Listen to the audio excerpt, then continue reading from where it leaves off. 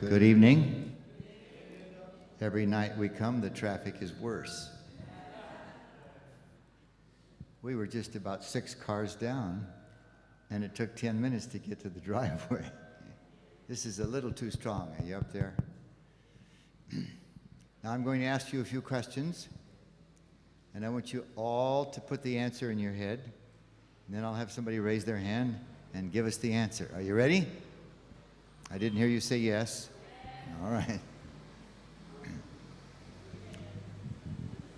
This is in regards to last evening's study.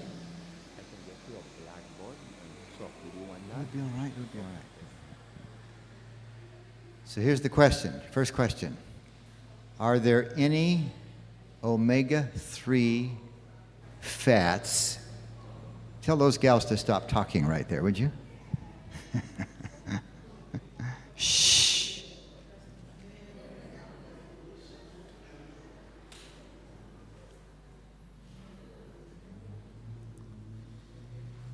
Are there any omega-3 fats in plants?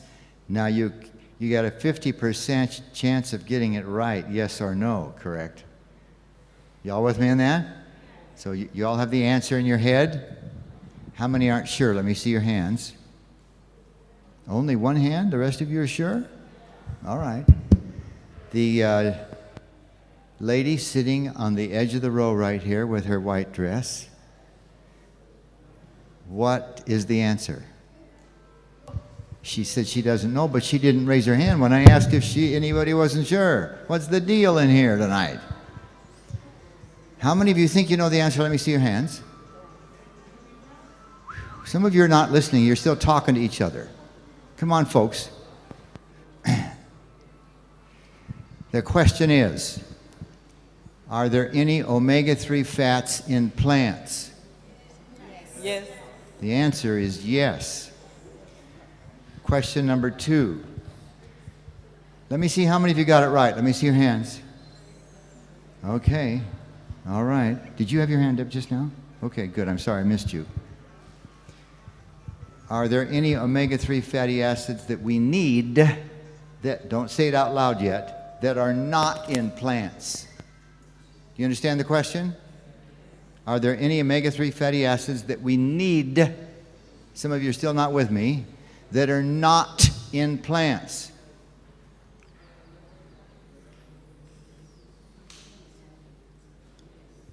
Let me see how many of you think you know the answer. Put your hands up. Come on, you guys. Were you here last night? The answer is yes.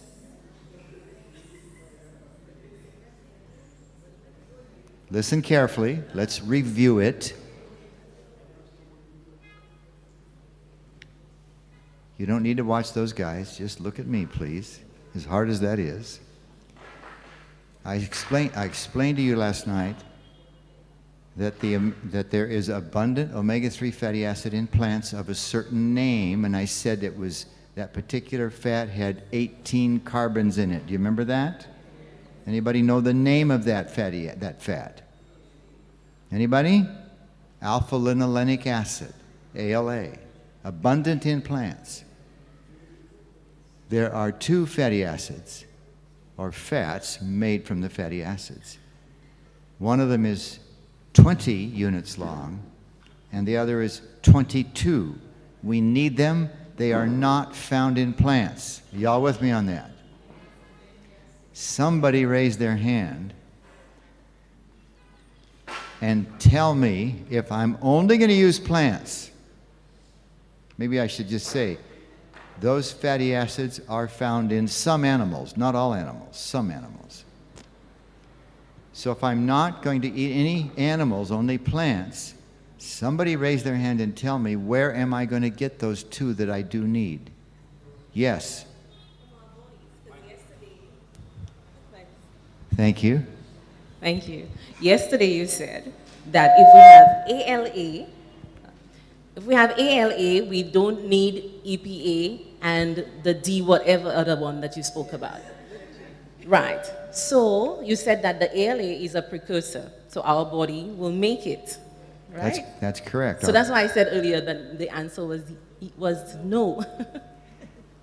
Well, it depends on which question you were answering. I asked if there were any fatty acids, and listen carefully, this is a technical part of the question. Are there any fatty acids that I need that are not found in plants? The answer is yes. Now, my body will make those. So you don't have to buy supplements. You don't have to buy fish oil capsules. By the way, you can find those fatty acids on seaweed. They're not in the seaweed. They just get stuck on the seaweed as they're floating in the ocean. So somebody might say, well, it's in seaweed. That's a plant. It's a technicality that's not a big deal. Okay.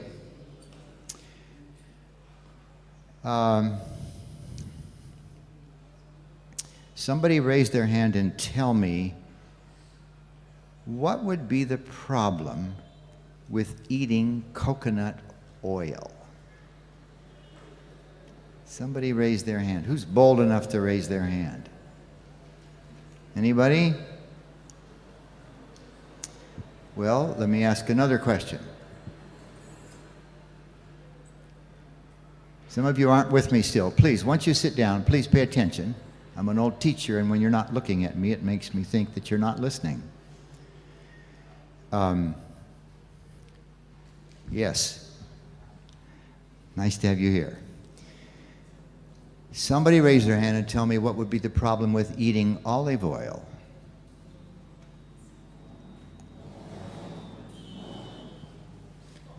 I must be a very lousy teacher.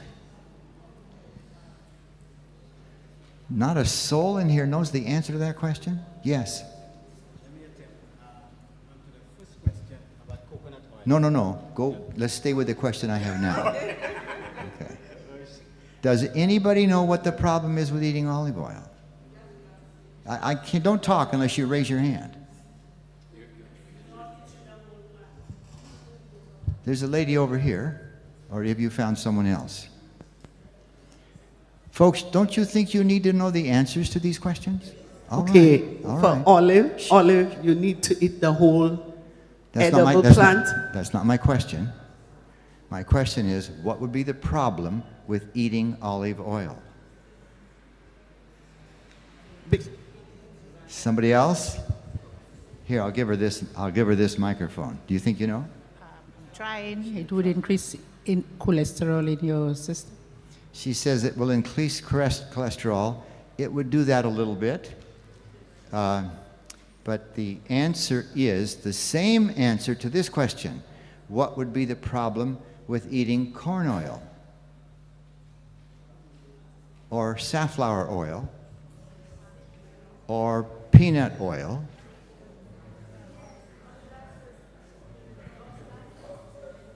This lady has the answer. Those fats oxidize when they're exposed to air. Does that sound familiar to everybody? Oh, now you remember. Okay, all right. Okay, somebody raise their hand and tell me, so what's the problem with oxidizing the fat? Anybody? That should really ring home to you. I'm sorry?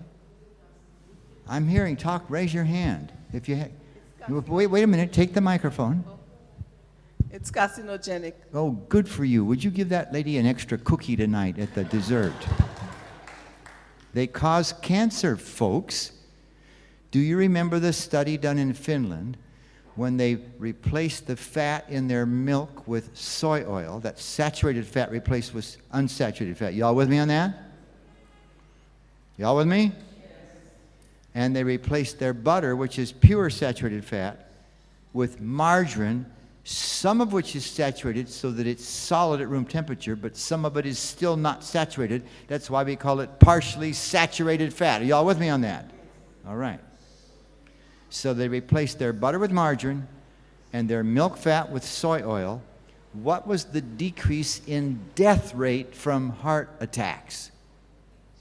56%. What happened to the overall death rate?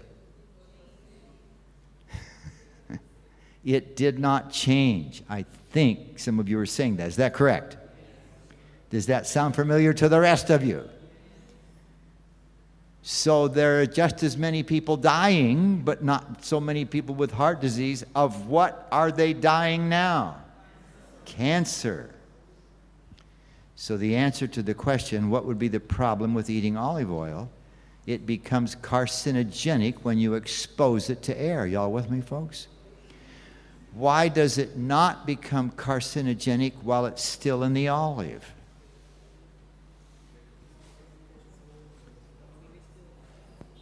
I think she has the right idea. The plant, God designed the plant to protect it from being oxidized. Y'all with me on that?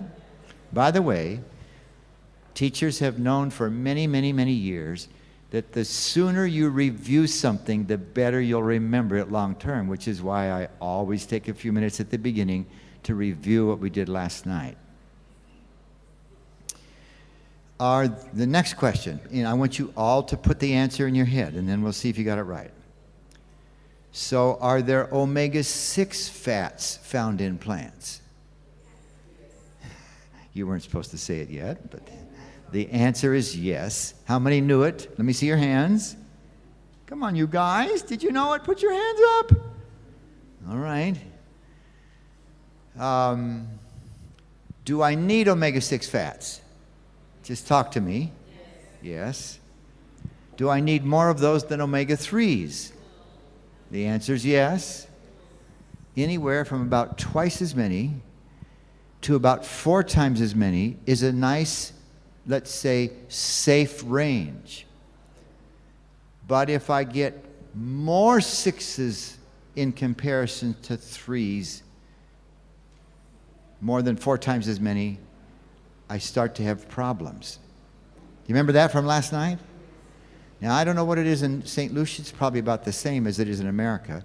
The average America is getting 15 times or 30 times as much omega-6s as omega-3s from the plants. You remember that from last night? I didn't say a lot about what happens, but all kinds of inflammatory problems happen because of that imbalance ratio. I did take time to tell you where those are coming from. Where are all these omega-6 fatty acids coming from?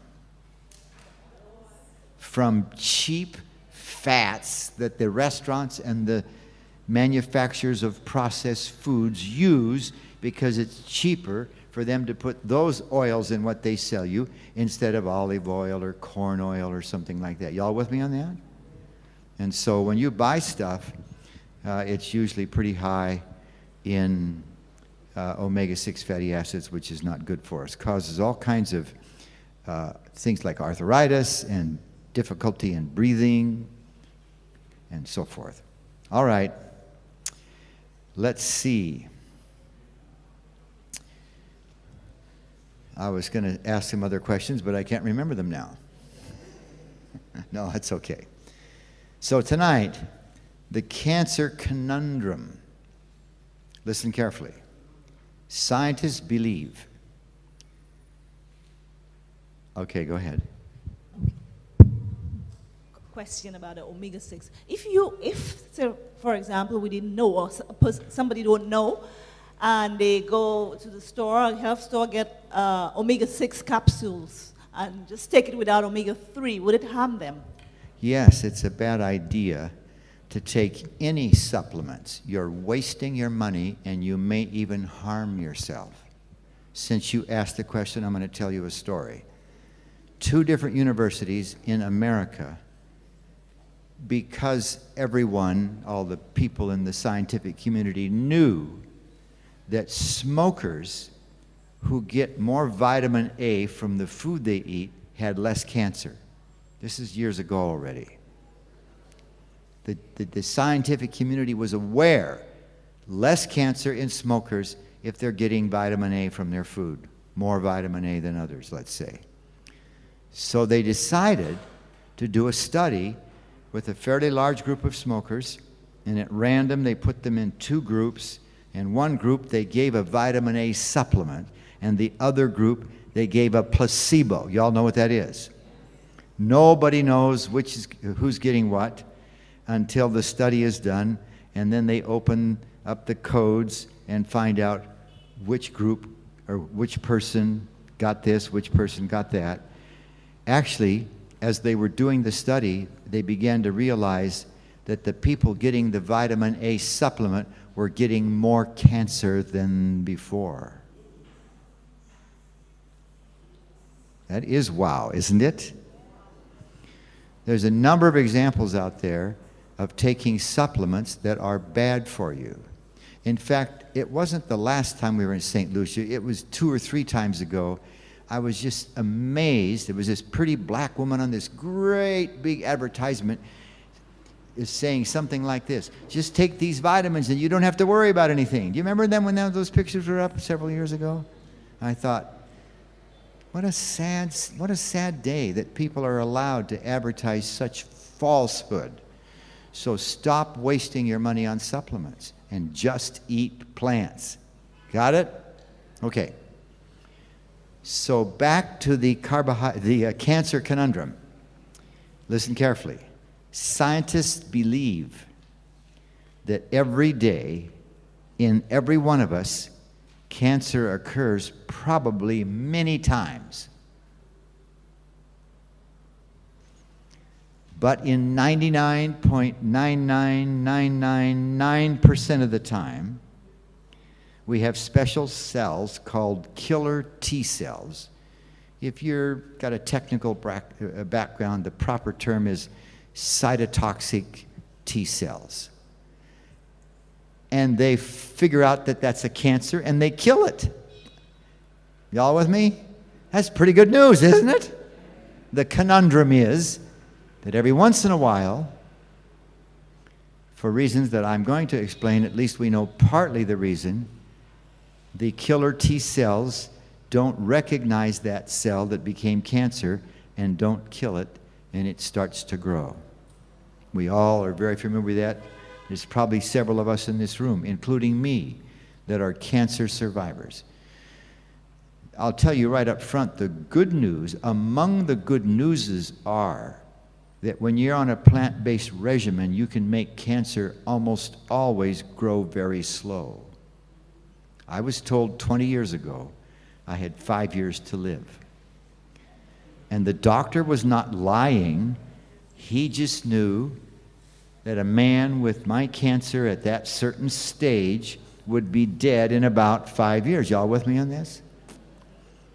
Now you say, well, why did you get the cancer? Nobody ever knows for sure why they got cancer. But I was raised on a ranch eating worse than you do, or did. Y'all with me on that? We had 5,000 chickens, about a dozen cattle. My stepfather and I, many nights during the week, not every night, would get a T-bone steak. Do you call them that here? And cook it over the coals in the fireplace. Is that a good idea? Dripping down to the coals was, and I think you know, when that drop of fat is suddenly heated to 5,000, 8,000 degrees, it makes thousands of chemicals, just boom, like that because of the heat, and many of them cause cancer. You kind of know that, don't you? And you know what happens in America? Everybody has a charcoal broiler on their porch.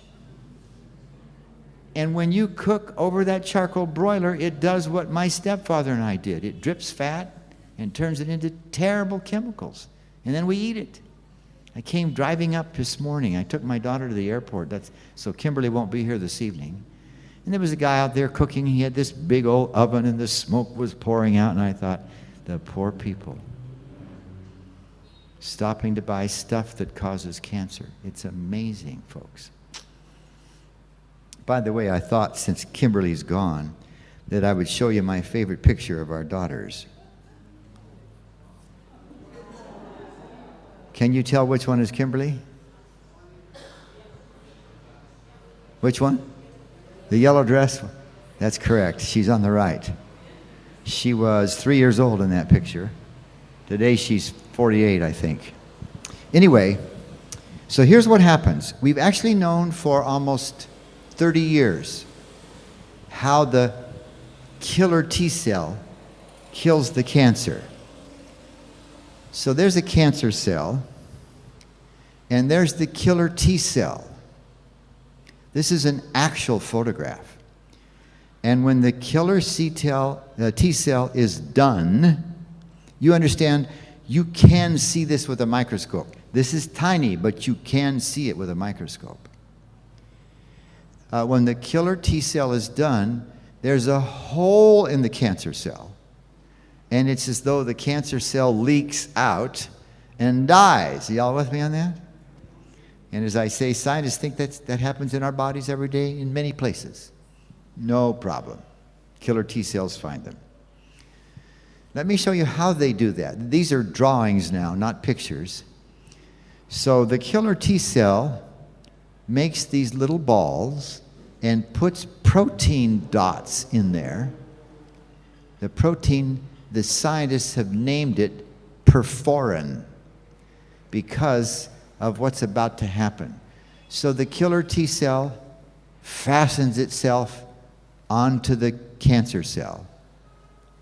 And then when it leaves, you see all those little tiny holes in there? Can you see that? A little too far away. There's kind of a dotted line from there to there. Do you see that? So it's trying to illustrate the little holes. And here's a picture that is a little better. It shows you how this happens. So if you connect this with the previous slide, this is where the cell is hooked. It comes up and hooks together there and there, which in this picture was there and there. Y'all with me on that? Everybody? And then these little balls that have been filled with proteins that the cell makes, that the scientists named perforin, they named it that because these proteins, these end up poking, they don't poke a hole yet, they just poke into the cell wall. You see this one poking? And there's several poked there, and several more poked there. Y'all with me on this? Here's what's going on. If I had more than one of these, I'd illustrate it, but imagine that this is one of those perforins, and it's designed so that when another one comes along, they'll stick together at a slight angle. So as they stick together at a slight angle, what do they make? What do they make? You can see about half of one here. You can see the whole one there. You see that? What do these proteins make when they hook up side by side, each of them at a slight angle from the one before? What do they make? They make a chain, but what do they make? A circle, which makes a hole. Are y'all with me? That's how the killer T cell, if you will, pokes a hole in the cancer cell. Got it? Isn't that something? Now, the interesting thing is, the killer T cell could kill itself with these. So the creator designed that the killer T cell, I don't think they show it here. See if I have it on the next slide. Oh, yes. The killer T cell makes another protein called what? It's like protecting. It's called protectin. So as long as there's some protectin proteins here and there, then these perforins won't come back and poke holes in the killer T cell. Have you got that? Are we fearfully and wonderfully made? Now, the scientists didn't know until very recently why once in a while, very rarely, but once in a while, the killer T cell does not recognize, if you will, the cancer cell. And we end up with a tumor. Y'all with me on this? They found out that these killer T cells, if they weren't restricted, would kill all the rest of the cells in the body.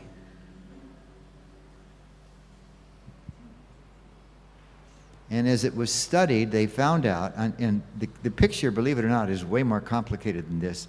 And if some of you are technically oriented, I can provide you with a series of slides and an audio clip describing in horrible detail what you probably would rather not listen to. But if you're technically inclined, I'll be happy to provide that for you. In any case, we now know that they're called marker point proteins. Scientists name everything, so they got to name it something. So they call this new protein now a marker point, which keeps the killer T cell from doing too much damage. Otherwise, in fact, a lot of autoimmune conditions, folks, are our own killer T cells killing our own regular cells. Y'all with me on this? Just like when we get type 1 diabetes and our own body attacks the beta cell. It starts to grow and is sending out these marker proteins. Our bodies tend to miss it. Y'all with me on this? And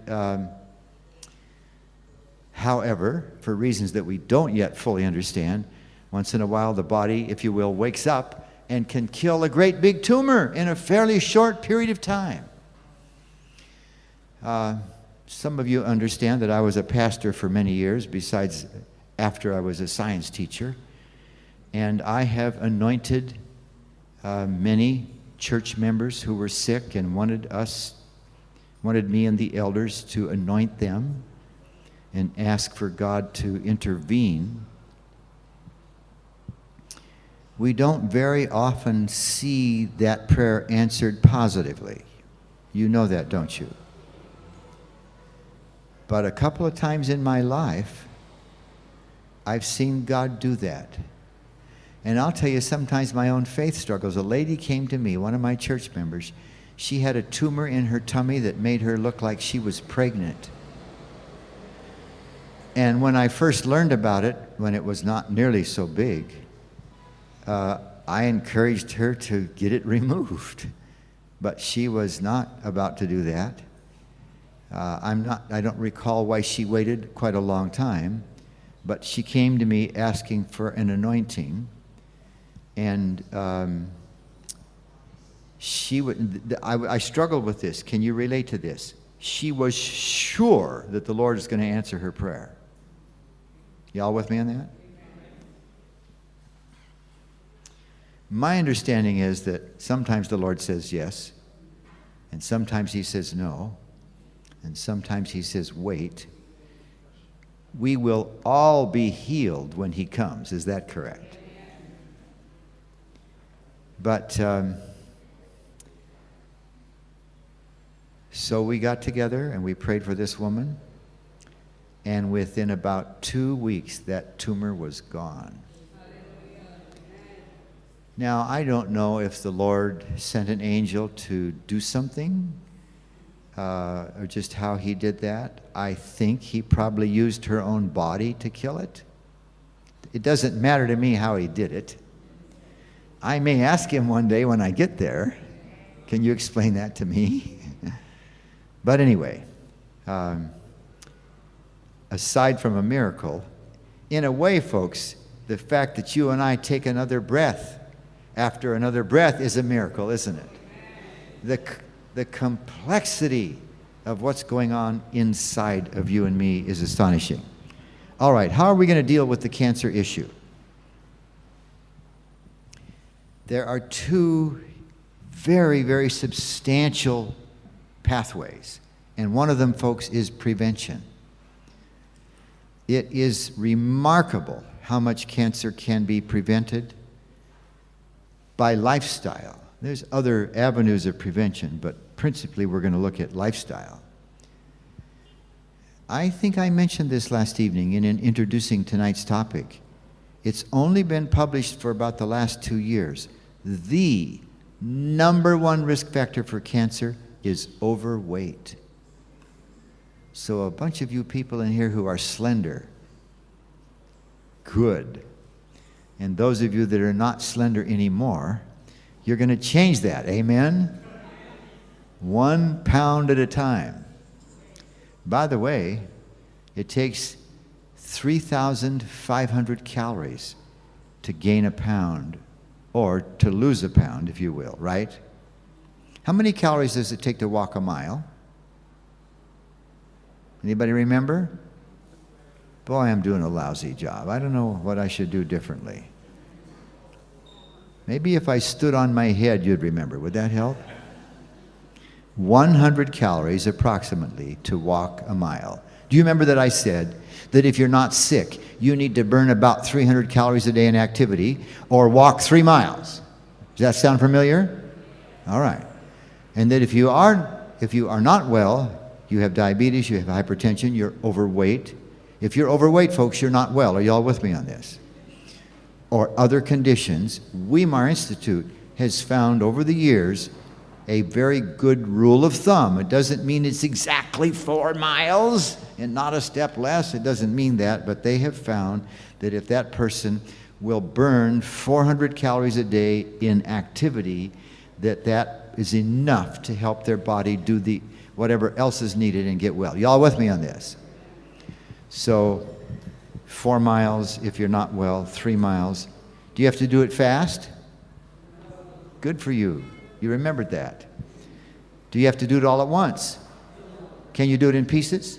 Yes. Does walking around the kitchen count? Does walking to the bus stop count? It all counts. So not too hard perhaps, although you need to be pretty serious about getting to that target as much as possible. So normal weight, a very serious risk factor to be overweight. Activity itself prevents cancer. Now we're talking about activity to help you be well from your hypertension or diabetes or something, but it's about the second most effective way to not get cancer is to be active. Active enough.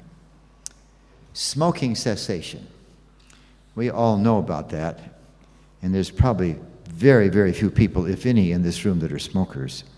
Unless you're a secondhand smoker. That can be a problem. You know about that. Colonoscopy.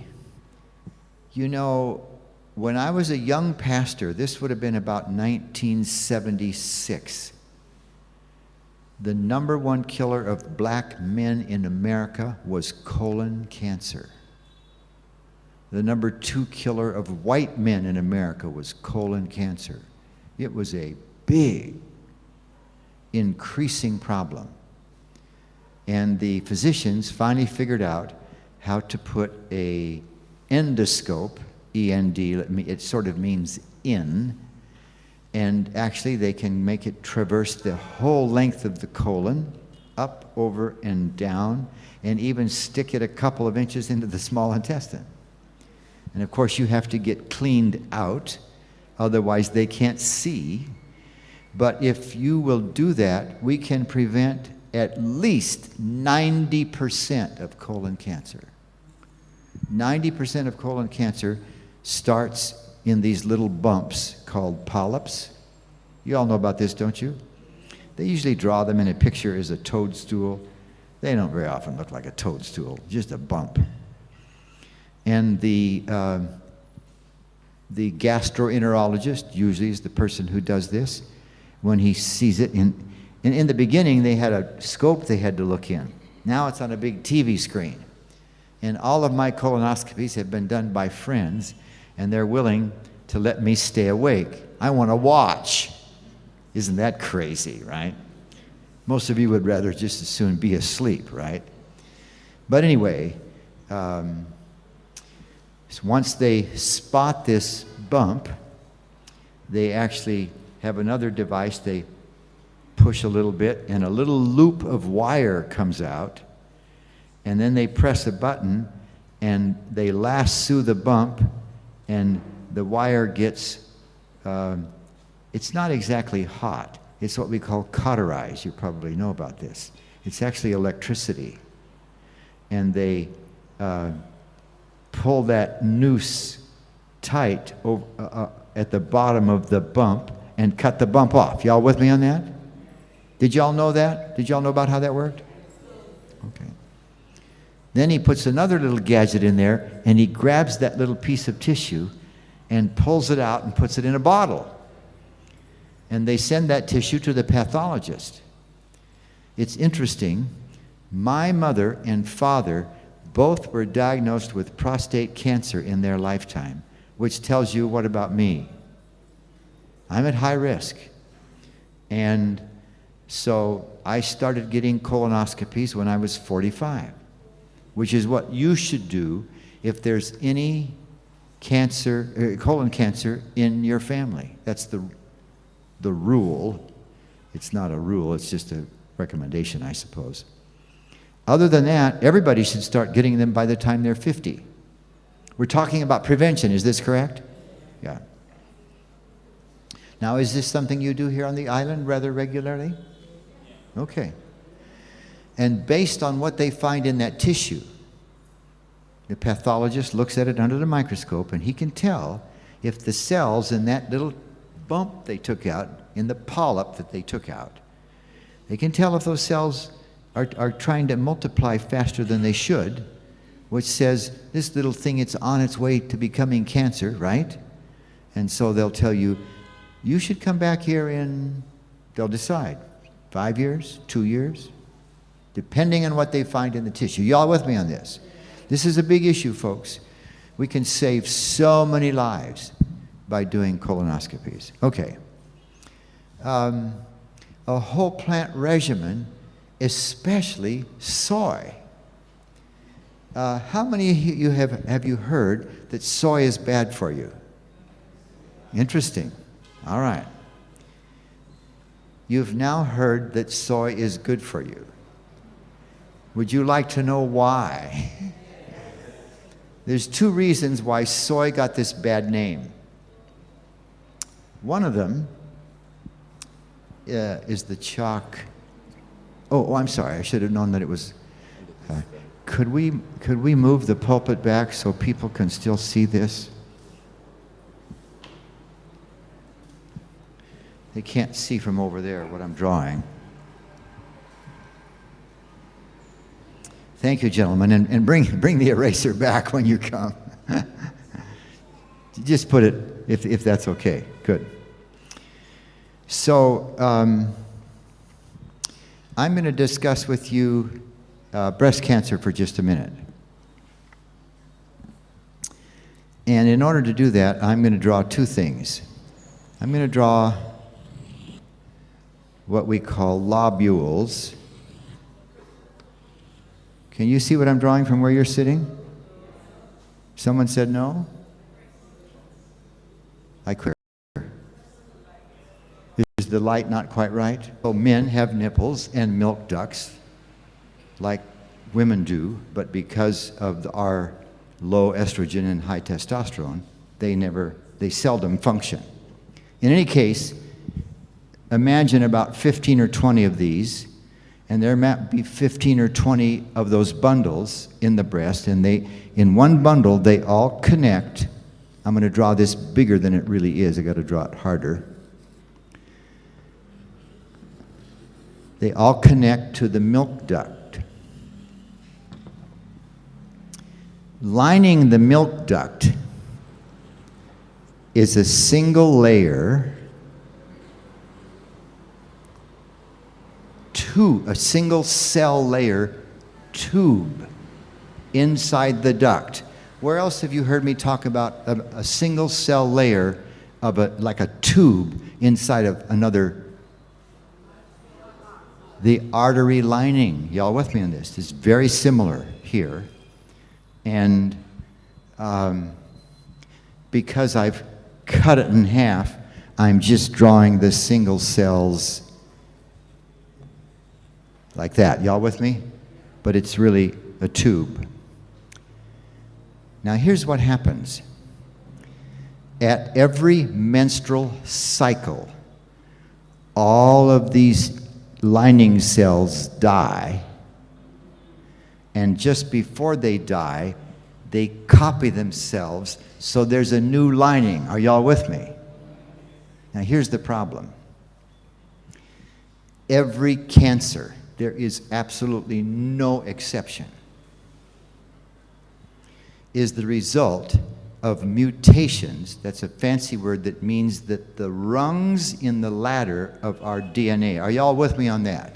Doesn't everybody in this room know that, and I'll show you a picture of this, the DNA is like a ladder, and I grab the top and the bottom and twist them in opposite directions. Aren't you all familiar with that? Okay. And you may be familiar, I hope that you are. It doesn't matter a lot if you weren't before, but there's only there's four different kinds of rungs. The ladder in my garage, all the rungs are the same. Y'all with me on that? But not the DNA. There's four different kinds. And I dare say that if I ask this question, which I will, you won't know the answer, but I'll try just for fun. I didn't tell you the answer. Well, first of all, I'll just remind you that this long ladder, does anybody know how many rungs are in that ladder in every cell of your body? 3,200,000,000. That is a lot. I mean, 200 million is a lot, but 3 billion plus 200 million? Anyway, a gene is part of the ladder. The gene starts here on the ladder and it ends there. Y'all with me on the idea? So the question was going to be, what does a gene do? And since you don't know the answer, I'm going to tell you. And I'll see how many knew. A gene, and we have about 20,000 of them is all in our ladder. 20,000 genes. A gene has the information for the cell to make a certain protein. Every protein that your body makes, and we make hundreds of thousands, millions of different kinds of proteins. Our bodies make them when and where we need them. Every one can only be made because a gene has the information for the factory that makes the protein to put it together right. Is that amazing or not? And by the way, I think everybody should know this. You may know this. Proteins are made up of a string of amino acids hooked together. You kind of know that. Good for you. Then that string is folded up into a certain shape, which I've told you. Proteins are, everybody get ready now. Proteins are able to do a certain job because of their, good for you. So, here's the problem. Anytime a cell in your body, for whatever reason, decides to copy itself, maybe because you got a little cut, and the muscles and the skin have to make new cells, don't they? And there's many, many reasons here and there why cells, and this is one of them, because every 28 days, that inner tube dies. Y'all with me on this? And each of those cells has to copy itself so that after it dies, there's a new tube. This is crazy stuff, isn't it? Here's the problem. In the race to make a whole, are you with me on this? If I'm going to copy this cell and make a copy of it, I got to copy the DNA for the new cell. Is that correct? And the problem is, this is going on with blinding speed.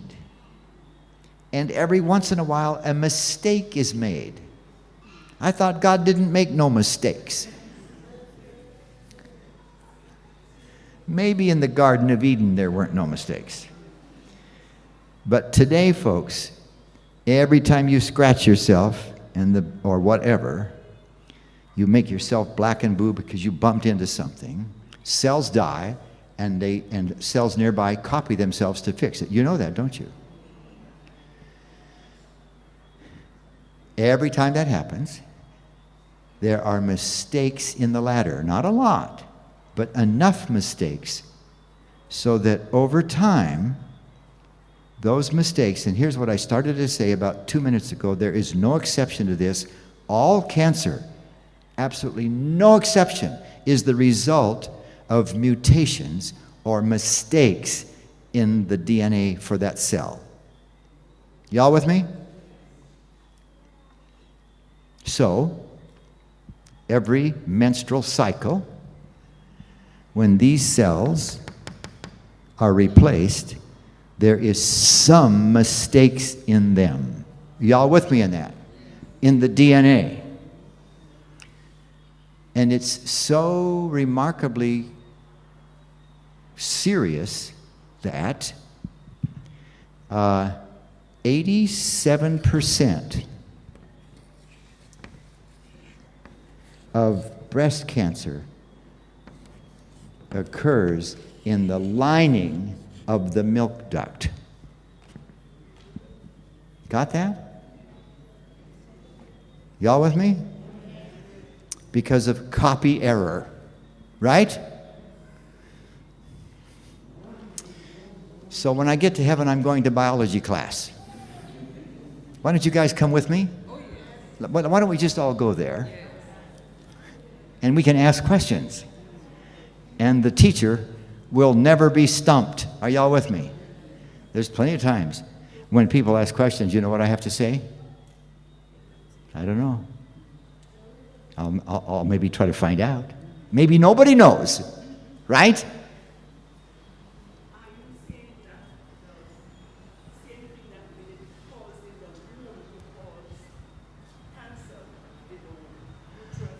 I wasn't talking about the uterus. I'm talking about breast cancer, and 87% of breast cancer occurs in the milk duct.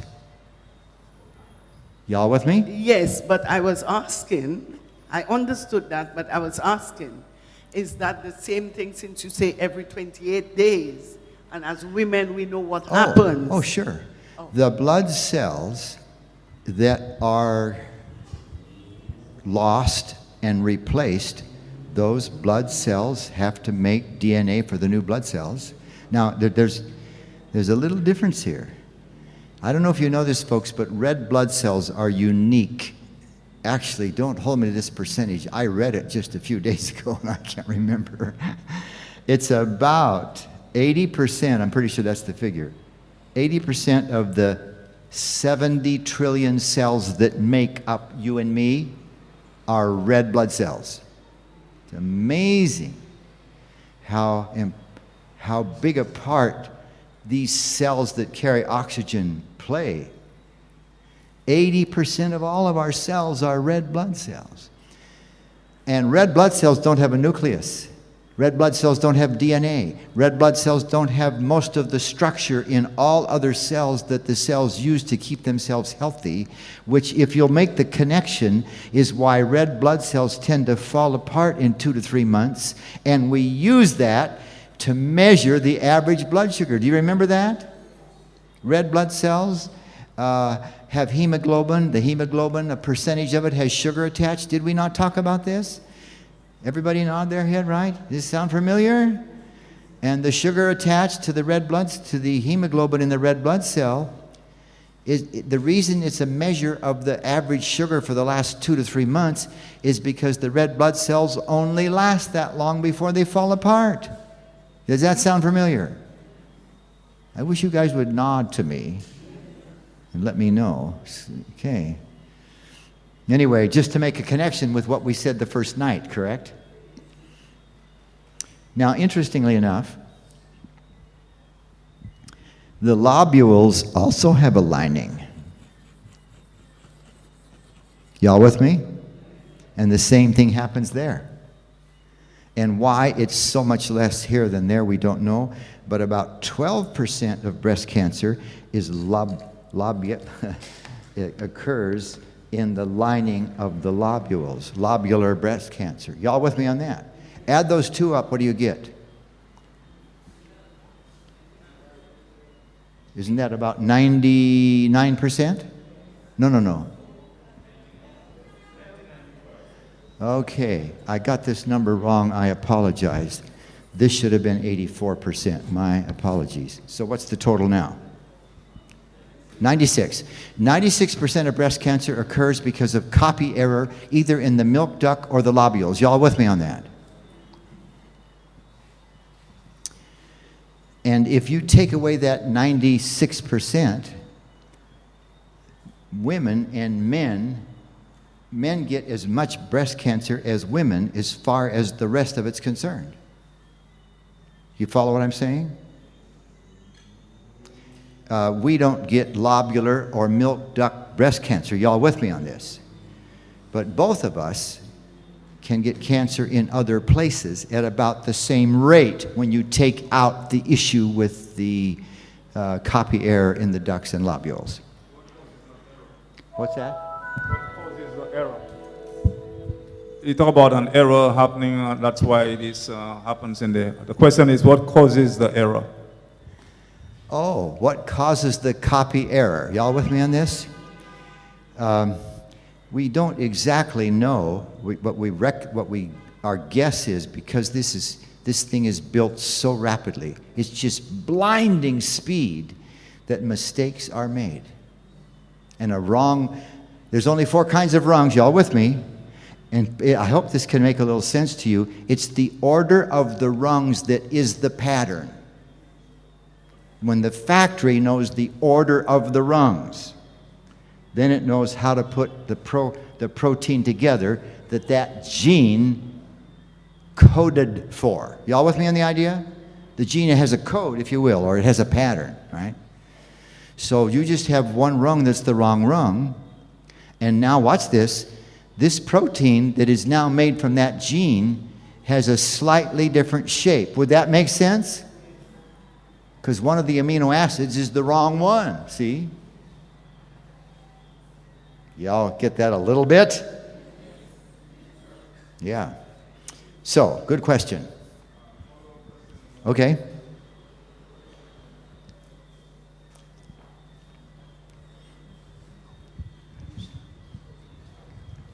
Has any research been done to find out whether this occurs with whole food, people who are vegetarian or people who eat whole food, plant-based food, and Yes. those who eat animal? Very good question. And I was coming to that, but I'll just mention it. I've got a picture coming in a minute that I would rather have you see before I talk about the answer. Well,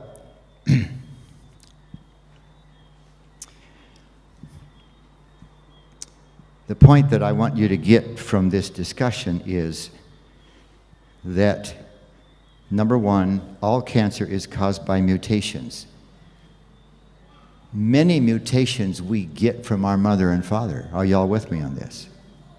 And once the sperm or the egg, we call it the germline, once that has a mutation, or whatever mutations it has, and they all have mutations. Adam and Eve had no mutations, but sin has brought mutations. Y'all with me on this? I can imagine that when Eve was nursing Cain, and then she stopped nursing and she started cycling, I can imagine that there were no mistakes being made in the copy. Are y'all with me on this? So that's one of the questions I'm going to ask in biology class. How did this come about? Because of sin, but nevertheless. So all cancer is caused by mutations, sometimes because of copy error, sometimes because of outside influences, which we'll look at in just a minute, and sometimes because of inheritance. And we'll look at that more in just a minute when we get to the right pictures. Right now we're trying to see what can I do to prevent, and the question was, why soy? So here's the rest of that answer. 95% of female breast cancer is what is called ER positive. How many of you gals have ever heard something about an ER positive? Anybody? One? You've all heard it now. What that means is, here's this cell that has become cancerous because of mutations. Y'all with me? And that cell has many receptors on it. Do you remember the idea of receptors? It's a protein that sticks out there that can grab something, correct? In one case, it grabs insulin, which makes a chemical signal say to the cell, send me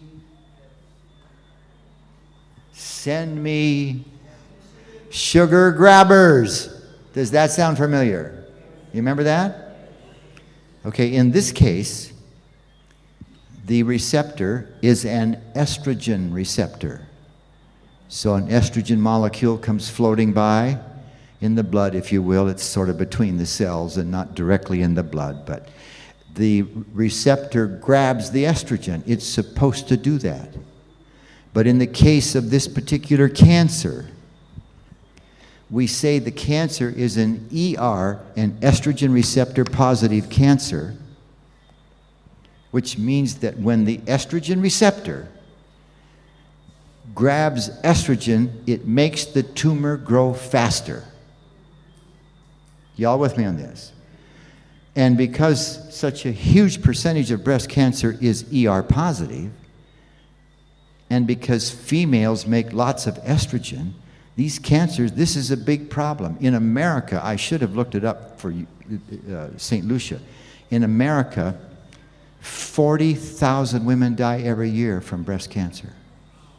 And 95% of them had an ER positive tumor, and the estrogen that their bodies make it grow faster. So the scientists have made a chemical which has about the same shape as estrogen, and they give it to women to take as a pill, hoping, and in fact, I'll tell you the name of the drug. It's called tamoxifen. Aren't you gals familiar with that word? That drug tends to occupy estrogen receptors. What would be the result then if the drug could occupy some or most or all of their estrogen receptors? Somebody talk to me quickly. It would slow the growth of the tumor. Y'all with me on this? The problem is that every medicine has its side effects, and tamoxifen is toxic to your body. They actually have some women who are at high risk for breast cancer to take tamoxifen prophylactically. Do you know what I mean by that? They want you to take it long before you're ever diagnosed with cancer, so that if you got some cancer, maybe it would help it grow slow. You got it? Now, there's about 10 other kinds of breast cancer. There's ER negative, there's PR positive and negative, there's HER2 positive, and so forth. But 95% of it is an ER positive tumor. Now, I'm getting to the soy question. Are you still with me? Because the women in America have heard that soy is bad, and there's two reasons. They may not know either reason. They just heard it's bad. So plants, all plants, make chemicals. They make the nutrients that you and I eat, but they make other chemicals besides. And scientists have slowly learned what these are, and they have learned that soy makes estrogen-like chemicals. They actually call them phytoestrogens. That means phyto means plant. So these came from a plant, and because of poor, how should I describe this? People were jumping to conclusions, and they assumed that the phytoestrogens, a proper term if you have a technical background, is phytosterols. But some of those are estrogen-like compounds. They assumed that those soy phytoestrogens would also make the tumor grow fast. And so don't eat soy, ladies. Y'all with me? Pardon? I don't understand when you say especially the men.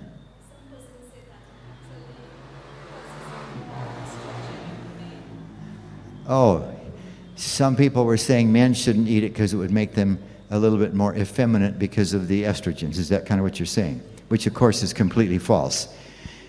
The interesting thing that has been learned is actually the soy phytosterols, the soy estrogens, actually make the tumor grow slower.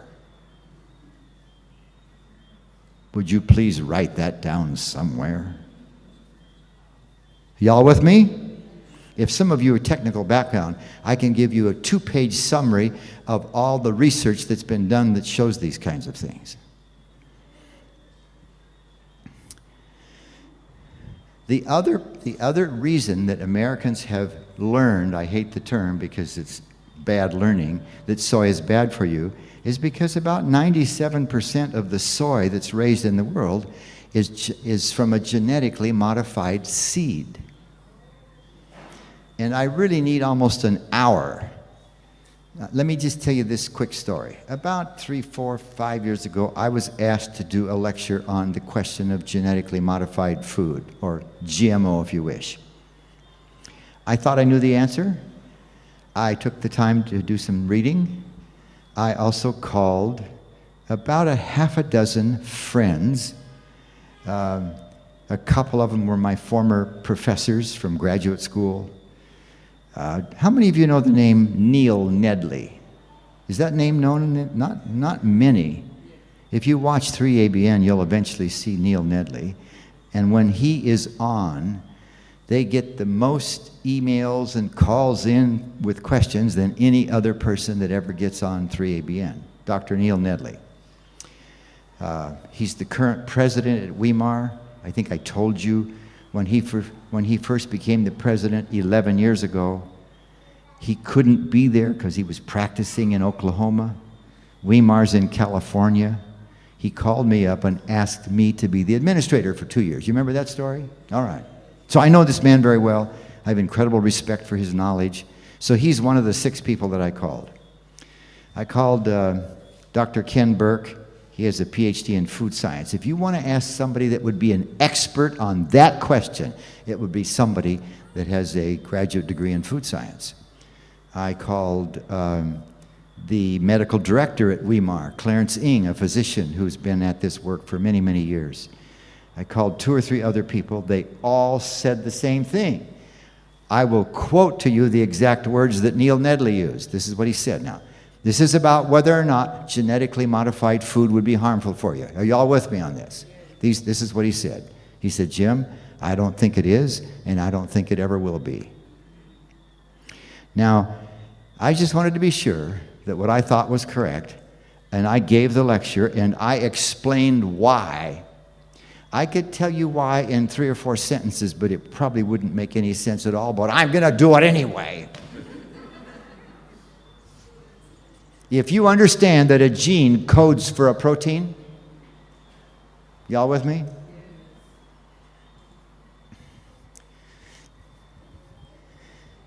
And if you take, I'm going to give you a story first. The very first genetically modified organism that was ever done was a E. coli bacteria. And the ladder in the E. coli is actually a circle. For the sake of simplicity, I'm going to draw it straight. Y'all with me on what I'm drawing? I'm drawing the DNA, correct? The scientists actually cut the DNA. If I had a different color of chalk, pretend it's a different color. And they put in here, I'm going to use crooked lines to represent this. They're straight, but they put the gene in there for insulin. They took a human insulin gene from somebody's DNA. Are y'all with me? Every cell in your body has DNA, is that correct? Except the red blood cells. And in every one of those DNA ladders, there is one of the many genes is the gene that codes for insulin. Are y'all with me? Insulin is a protein. They took a human gene and stuck it in there. And you know what that bug started making? A bug, I'm calling it a bug. It's a microorganism, correct? You know what it started making?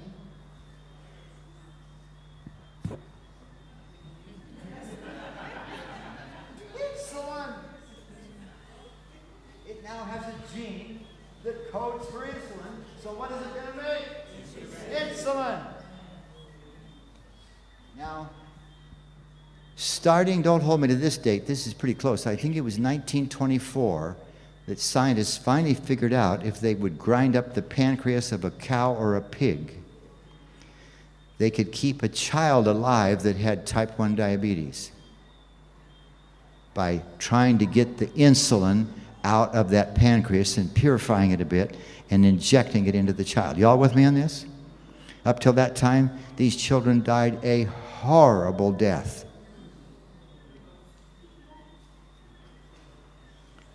Until 1978, all those years, all the insulin that your forefathers took, maybe none of you in this room started taking insulin before before 1983. I'll tell you why it's different. All of that insulin came from grinding up cow pancreas or pig pancreases and trying to purify the insulin. This little girl is going like this.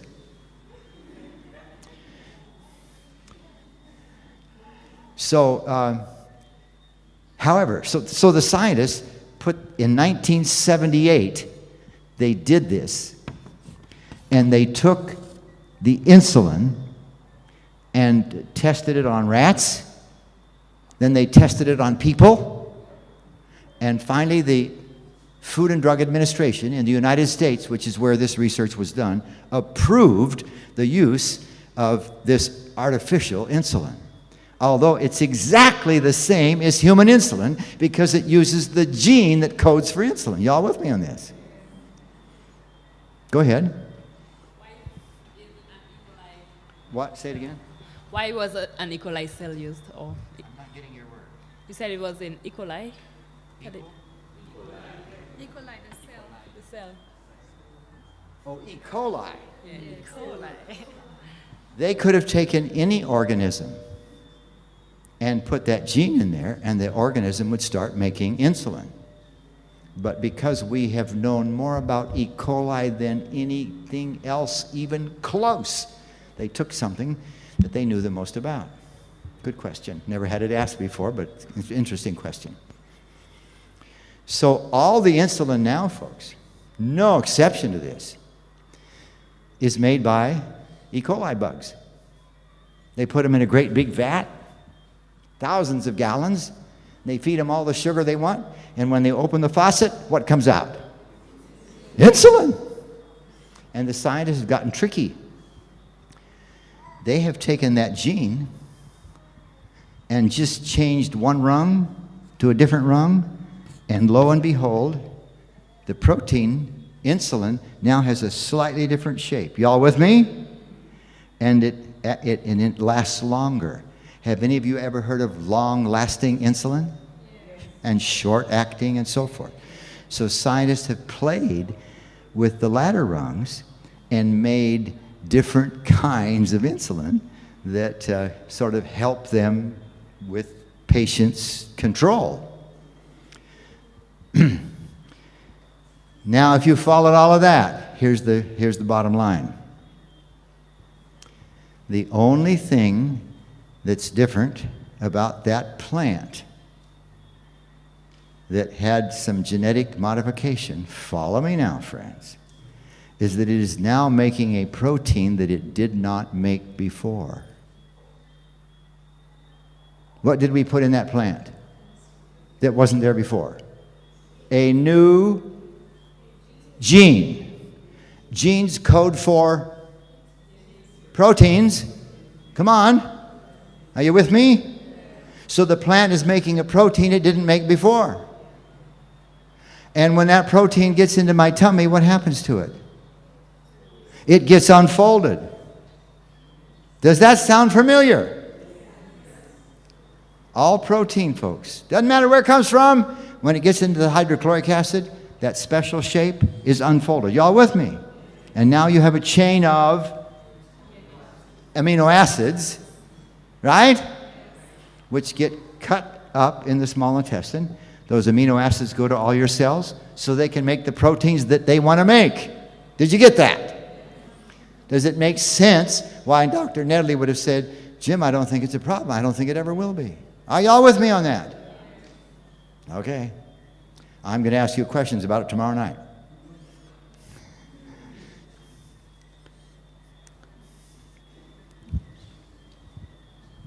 Okay, we know very well that a lot of GMO foods are not being exported to Europe. Is it that the European scientists are not knowledgeable about this, or do they have a different study? Good question. Europe was quite quick to get on the bandwagon against GMOs. That has greatly changed. In fact, the worldwide scientific community has pretty much rapidly moved to saying this is not an issue. So even in Europe, it's changing greatly. All right, let's keep going on the way to prevent cancer. I realize that most of you, probably hardly a soul in here is using alcohol. Maybe you're tempted once in a while to do it. Listen carefully. Even one drink increases your risk for cancer. And every drink after it increases it more. That comes from the International Association of Alcohol Researchers. It's a highly esteemed group of scientists. And this is what they publish. Interestingly enough, diabetes itself, for reasons that we don't fully understand. Of course, there's two issues. I'll come to the second issue in a minute. It's one of two things. It's either causing mutations or, now don't forget your question right over here where it was, or, folks, this is a very interesting area, something we call a growth promoter. All cancers, this is an amazing story, only grow because of a growth promoter. And one of the ways to prevent cancer is to not be taking things into our bodies that we find out are growth promoters for cancer. Are y'all with me? So sometimes we don't even know the difference. Did it cause a mutation, or is it just causing the cancer to grow? You follow that idea? So let me give you an example. I don't know if this is much of an issue in this country because you don't mine coal, I don't think, do you? You don't have coal mines here. But in the States, we have coal mines. And coal miners get a cancer called mesothelioma. Are you familiar with it? Okay. And I think everybody knows that it's caused by asbestos, correct? That is not correct. Asbestos is the growth promoter for that cancer. If those people, if those men, usually men, they got a cancer because of the terrible conditions in the mines, the cancer will never grow unless it gets exposed to asbestos. Y'all with me on that? So this idea of a growth promoter is just as big an issue, folks, as the thing that caused the mutation. Are y'all with me? And in fact, it's usually a series of mutations before the cell becomes cancerous. This is why they can look at a pap smear. I'm sure you gals are all very familiar with this. They can look at a pap smear, which just scrapes some cells off the help me say it, off the cervix, and they can tell if that cell is multiplying rapidly or not. And if they see several cells that are obviously multiplying, then they want to talk about what they should do about that. Y'all with me on this idea? And so there are steps. Maybe that woman doesn't have cervical cancer, but they can see that, boy, it's not looking very good because we're seeing some cells just multiplying too rapidly, see? Not cancer yet, but probably on the road. You gals all know about that. Okay. So, late menarche. Breastfeeding, first child. This is such an interesting thing, folks. When a young woman starts cycling, that starts happening. But when a child is raised on a vegan or a plant-based program, I don't think Kimberly would mind even if she was here. But one of my major professors in graduate school explained to us that a low-protein diet, which you might be surprised at this, maybe not, But when you are eating only plants, you're getting way less protein than if you were eating animal products. And I think I talked about this a little bit, didn't I, about going to the zoo and seeing the big animal, right? See, Americans in St. Lucians are getting about 10 times as much protein as they need. So when you're on a whole plant-based diet, you're getting down where it's safe. And when you have a low-protein regimen, menarche, which is the term that refers to the onset of menstrual cycling, menarche is delayed. Y'all with me on that? And when my professor gave this lecture, he said, this happens in every animal that we have ever tested. Well, by the time I was in that particular class, Kathy's older sister was, I don't know, 2 or 3. And I thought, and those girls never had a bite of animal food or a drop of anything but human milk from the time they were born. And I thought to myself, I mean, I should have thought more, but I thought, well, it will probably take several generations. But in fact, our oldest daughter, Kathy, didn't start cycling until she was 16. You know what the average is in America and probably here? It's actually, there's some early and late, but it's actually about 11 years. So how many cycles did Kathy miss by not starting at 11 but waiting till 16? Let's say it's 1 month instead of 28 days. How many cycles did she miss? I'm waiting to hear the number. 60 cycles, 12 a year for 5 years. Is that correct?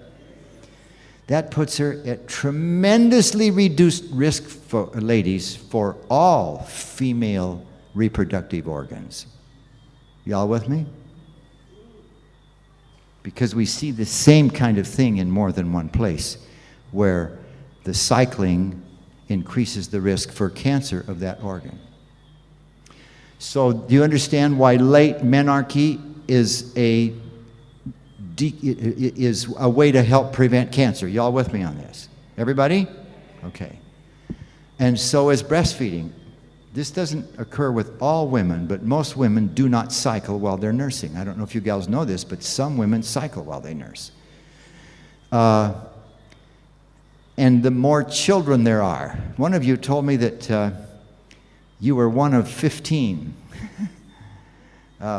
That may be challenging to feed 15 kids, but it's a good way to avoid some cancers.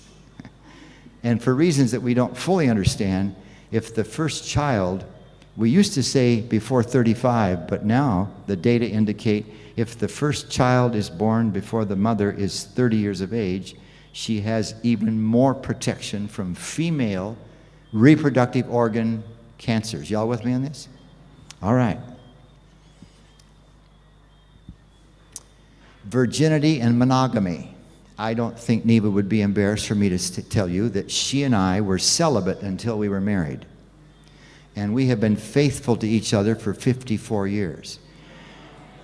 The chance of Neva getting cervical cancer is virtually zero. It is a sexually transmitted disease. Are y'all with me? So for what it's worth, and those of you that have abstained, and good for you. Heredity, I'm going to use our closing minutes on heredity issues. Hormone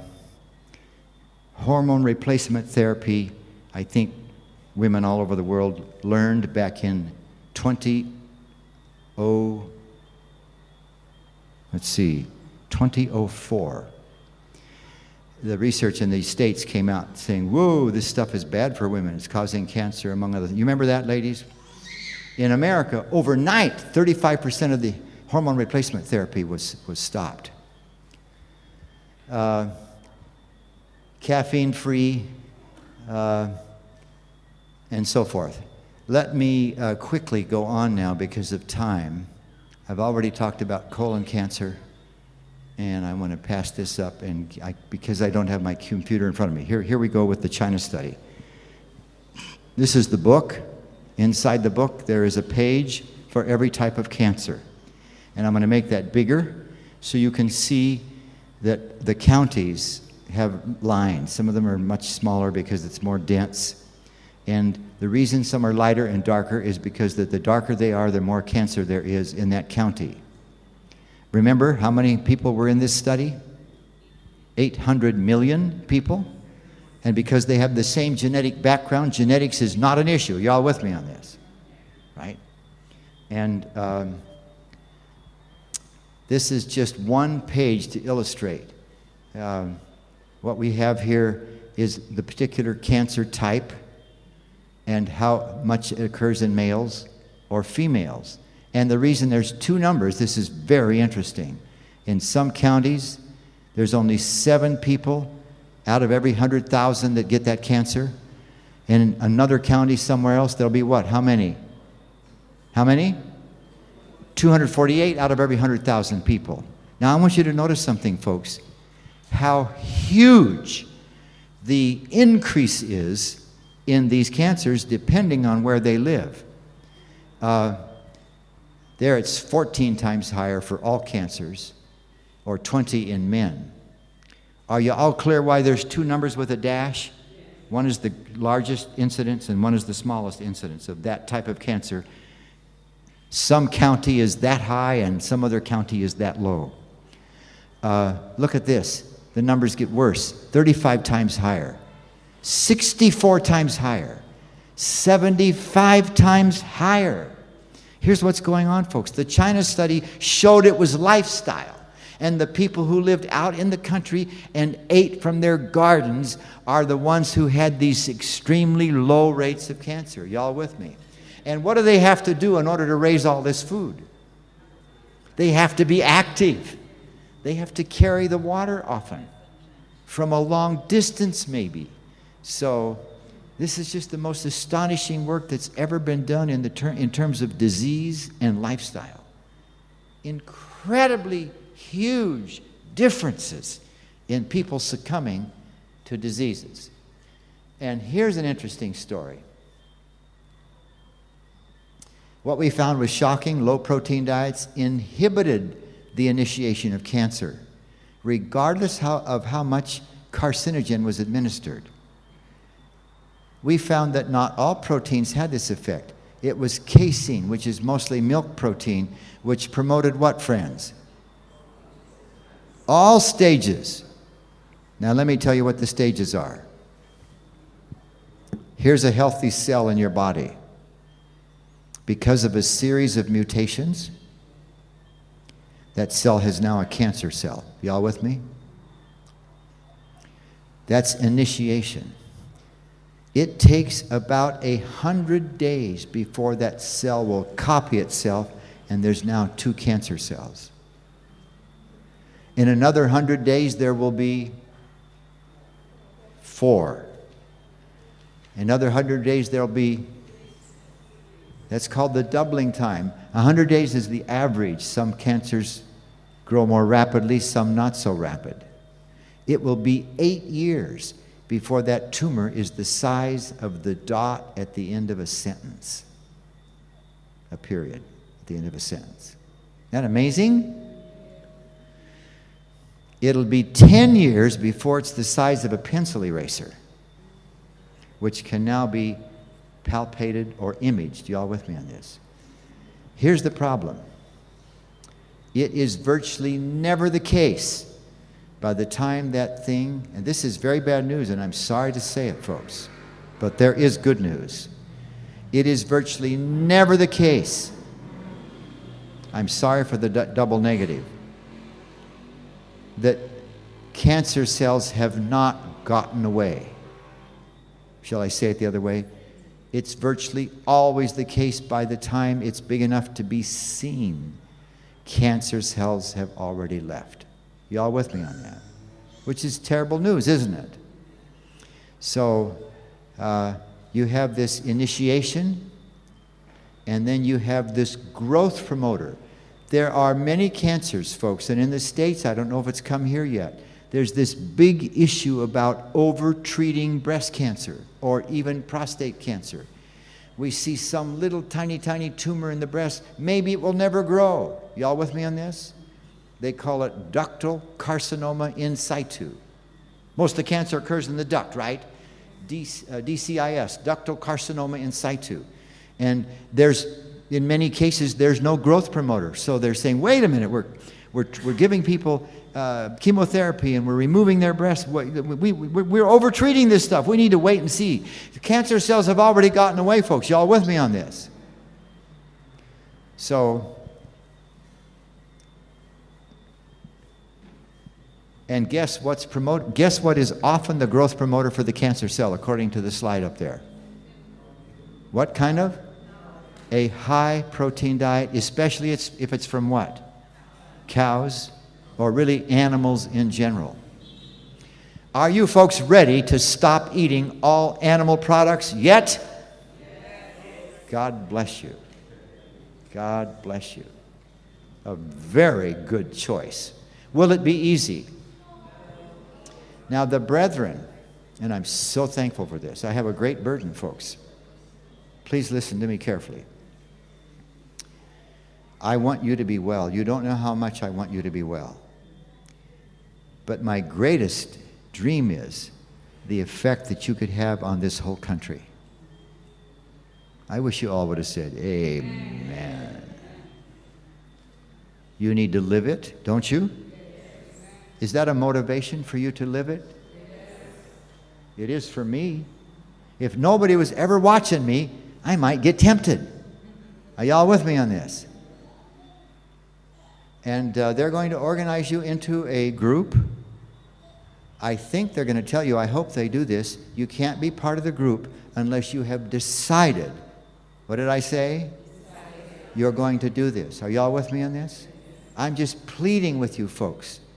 Please, tonight, before you leave this place, if you haven't already, settle it. You're going to do this. Will it be easy? Not so easy. In a way, it could be easy if you just think about it. But we have these desires, we have these habits, right? Somebody comes over for dinner. When Neva and I first started down this pathway, and by the way, when we were married, she did not know how to cook. She would tell you that. I would want to invite one person home, and she was afraid. She was, And we stopped eating animal products. Well, we were vegetarians when we married, but we stopped eating dairy products. Y'all with me? Eggs, milk, cheese, etc. But then somebody's going to come over to eat, and she thought, oh, I better buy some eggs and to make something that they're used to. And so there'd be some eggs in our refrigerator, and pretty soon we're using eggs again. Does that sound familiar? So for us, it was a kind of a jerky start. Are y'all with me? But you can do this. And listen, when we did this, there were no cookbooks. They made something called soy milk that was so bad it made you gag. And we wanted something to put on our cereal, right? So, but please, folks, please tonight, while God is speaking to your heart, make this decision. And if you have to look in the mirror and say, listen to me, you're looking in the mirror. You understand that? Now listen, folks, talking to yourself doesn't do it. Deciding does. Are y'all with me? And here's the problem, folks. I don't even want to say this, but let's be honest. In normal circumstance, it's likely that most of you would end up not doing this. Is that correct?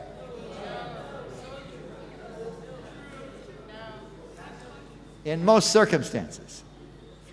I really believe, folks, it could be different. We have learned to love the St. Lucian people. This is our 21st trip here. Actually, we didn't come to this island every time, but almost every time we were here, at least for part of the trip. And because you know this, because this country has the awful distinction of having the highest incidence of diabetes of any country in the world. If there was ever a place we ought to do it, it's here. Amen? So please make this decision. If you slip up, don't be discouraged. God loves to forgive. Amen? And I think the brethren are going to organize some kind of a situation where you'll have, I don't know if it's going to be accountability partners or just groups getting together, but supporting each other, folks, will help a lot. You get ideas from each other. You get encouragement from each other. And the wonderful thing about what God has done for Neva is, and she doesn't like me to say this, but this woman is without a peer. We have been doing this, folks, we have been living like this almost 45 years and have done thousands of classes all over the world. She ran a couple of restaurants that the conference wanted us to open, which they were owned by the conference, but we did it. She was the food service director for 10 years. You know that she's a very humble woman. But you'll never find anybody that can make healthy food taste wonderful like she does. She has 1,000 ideas. She drives me nuts. You know why? Every time we make a cookbook, it's just a few weeks and she wants to make another one. And you have no idea, folks, how much work that is. Every picture you see in that book, I took that picture in our living room. And then we ate it, by the way. Every picture you see in that book, we ate that after we took the picture. And then there's the computer work, folks. You have some idea about that? To put that all together? Hundreds and hundreds and hundreds of hours. And then she comes into my room and she wants to make some changes. I go, oh no. Everything is the right size and it's all in the right place and you want to make it bigger and I got to adjust everything and oh, please no. And I finally give in and make the changes. Whew. Pretty soon she comes down the hall. She wants some changes on the changes.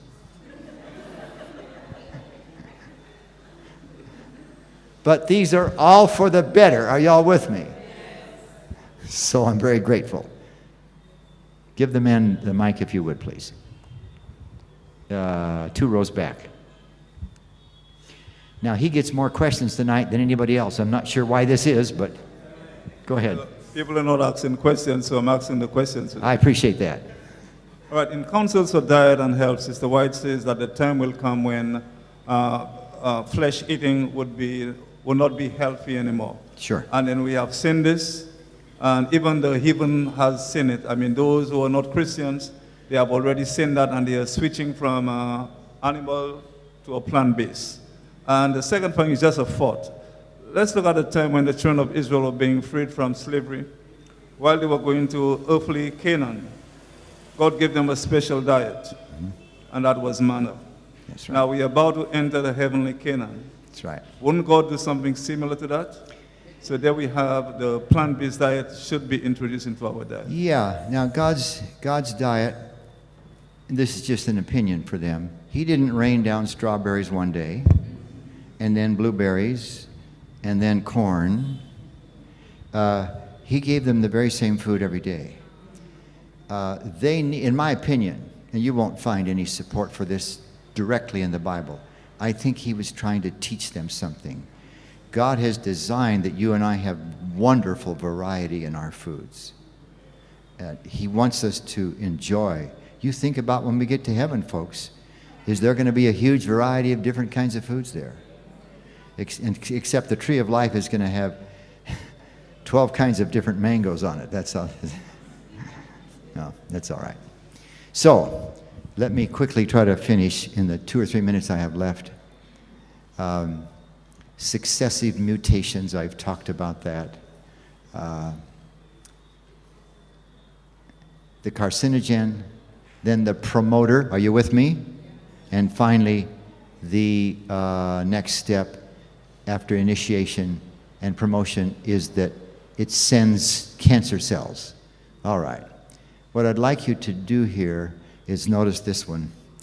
A macrobiotic diet isn't the best, but it approximates what we're talking about here. Notice what it says. Oh, I'm sorry. Using whole grains, vegetables, legumes while avoiding dairy products and most meats. 9 men with prostate cancer on that diet lived on average 19 years. A matched group of men following the standard St. Lucian diet. In America, we call it the SAD diet, Standard American Diet. We should call it here SLD, the Standard Lucian Diet, right? Notice how long they lived. Same amount of cancer, same Gleason score. Y'all with me? These were matched men. And the macrobiotic diet wasn't the best, but it was good enough so that these guys, on average, lived how long? And we knew this clear back in 1993. I think it's quite certain that the reason I have lived 20 years is because of God's dietary plan. Y'all with me on that? And I'll close with this short story. And this is not good news. But most of you probably won't remember the name Dr. Agatha Thrash from Uchee Pines. She and I were friends for many years. We traveled together, lectured together. I started encouraging people to go to her program when they would come to us and ask, what shall I do with cancer? I started encouraging people. I thought about it the other day. 42 years ago, I remember the first person I ever said, I think you should go to Uchee Pines. And I did that for years. Today, there's other places that are emphasizing cancer treatment. I'm going to mention them briefly. But in any case, one day, Agatha and I were traveling together, lecturing. Calvin, her husband, had died about a year before with cancer. And I said, we were sitting somewhere, and I said, Agatha, tell me about Calvin. What did you do? She said, we did everything we could think of. And I asked her, did you do this? Did you do that? Oh, yes. Oh, yes. You know, fever therapy, fasting, juicing, raw, a whole list of things, supplements. In those days, people were not using hyperbaric.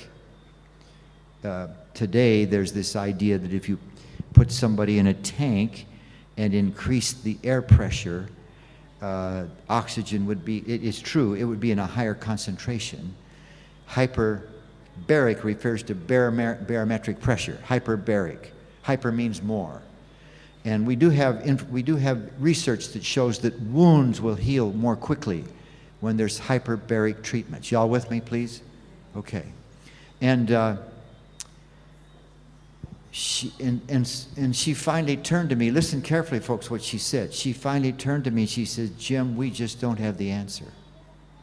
In other words, in spite of the fact that you'll hear that this person got cured when they went to that program, or this person got cured, went to that program, with all of our efforts, folks, at the various lifestyle centers in Eden Valley, anybody know that name?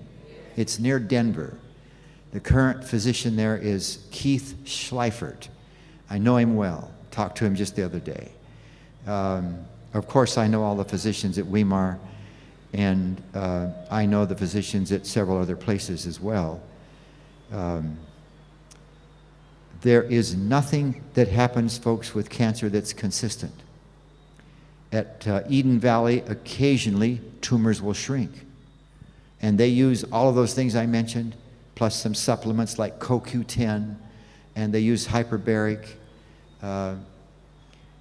There is nothing consistent that we see. Occasionally, a tumor shrinks some at Eden Valley. But the one consistent thing that seems to be rather steady is if people will live the Garden of Eden lifestyle, it makes the cancer grow slow. I actually have physician friends all over the country that we work together, and they all tell me the same thing. They say, Jim, you're not going to die of prostate cancer. You're going to die with it. And they'll say, I don't mind dying with cancer. I just don't want to die from it. So I think that's and I'm not even sick yet. You know, folks, when a man dies of prostate cancer, did I say this here already? Okay. His PSA is usually 200, 300, 400, 500, 1,000. The average PSA, and I think you all know that only prostate cells make PSA, correct? And men, I said this, I think, men never die of cancer in the prostate. They die of the toxic load of the cancer growing all through their body. Same thing with breast cancer. Except if the cancer gets in the liver or in the lungs, which happens especially for women with breast cancer and lungs, then you die of asphyxiation. But if it's not one of those, you simply die this lingering death of horrible feeling while you die of poison all through your body. Y'all with me on this? But in any case, after 20 years, I'm not even sick yet. Y'all with me on this? So I wish we had an answer.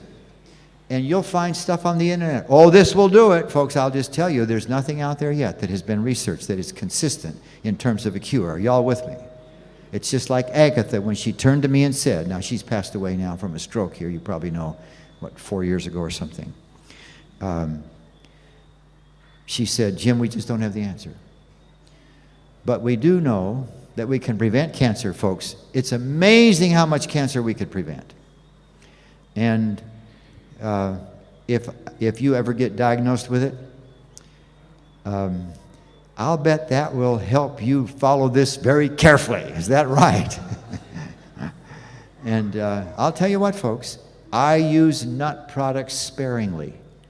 I could put peanut butter that thick on my waffle and just love it. You watch me when I don't even know you're watching. You can hardly see I put any peanut butter on there at all, because high fat diet tends to make cancers grow. And so even the 4 categories, right, I use them sparingly, as much as I'd like to use them more. I think we should quit. There was one more thing in my mind, but since I can't remember it, I need to get you out of here. I think Neva's probably ready for you. And folks, would you do something for me? Would you take a minute to pray with somebody that's next to you? Just turn and pray with somebody that's next to you. And the two of you ask God to help you make this decision and make it firmly and help you to stick with it. Would you do that? Would you do that? I'm going to pray. Well, you guys pray. I'll find somebody that's all alone, like this lady over here.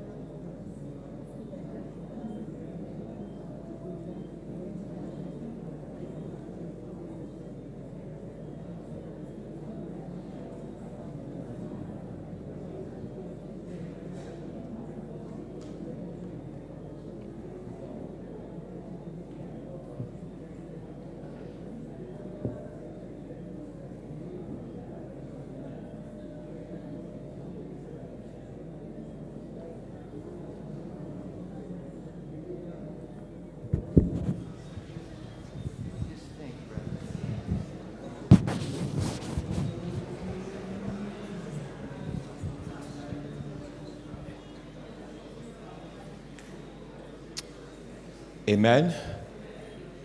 Oh. We are transition. It's a bit later tonight, but we had a wonderful time. Amen. So we'll transition to downstairs. We have a larger group tonight.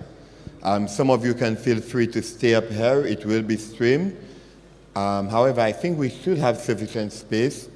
So if you want to stay, you can stay. However, we can go downstairs at this time. On your way down, feel free to stop at the Ayatpa bookstore. We have the Seven Secrets cookbook available and other healthy products. So please stop at the table. Ayatpa bookstore is downstairs. Feel free to stop at the table. So let's go downstairs at this time. Tomorrow evening, we'll give you the registration form.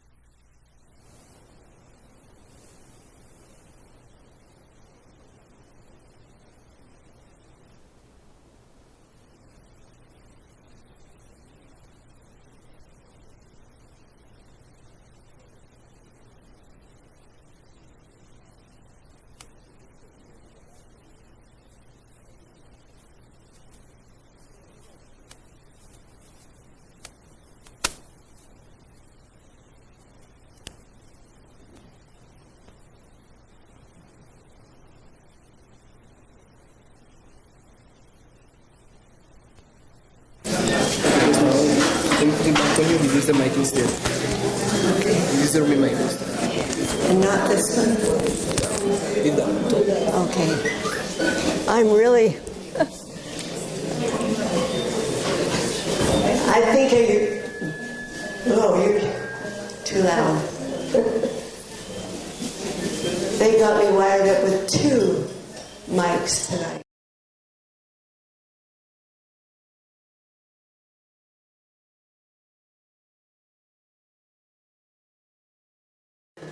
It's still too loud, I think. It's okay? Yes. Okay.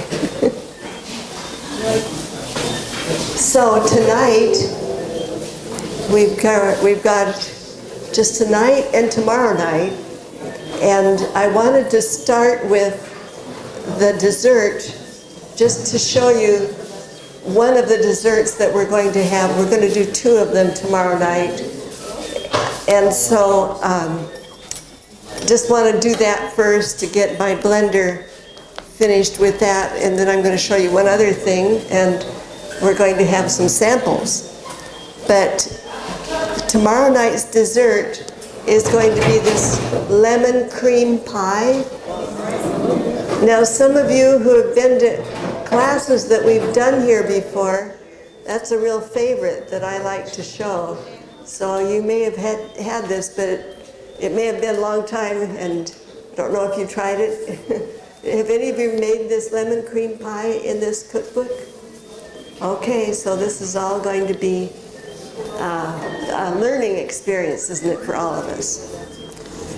Anyway, I've got a new tweak on it that you'll need to know. So this pie right here is a little hard for me to serve pie to 100 people. Too much work. So what I'm doing is making the lemon cream filling and making like a pudding out of it. And this, so then you'll each get a nice little taste of that. And then I'm going to make some of that crust, this crumb crust, and put it in a pan and just bake it as crumbles. And we'll sprinkle that on it. And I'll be showing you that tomorrow night. But I want to show you the filling tonight, partly because the refrigerator that I have where we're staying went out. And so I thought, well, I'll make that tonight, put it in the refrigerator here so that it stays cold all night and sets up. But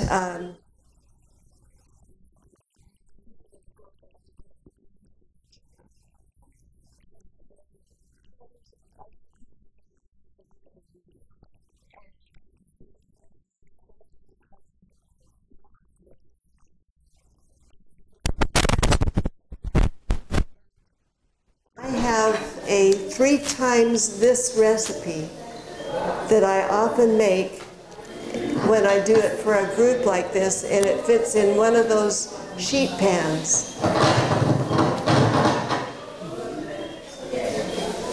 And I'm sorry, I'm a little bit undone tonight because I also forgot to bring those sheet pans tonight.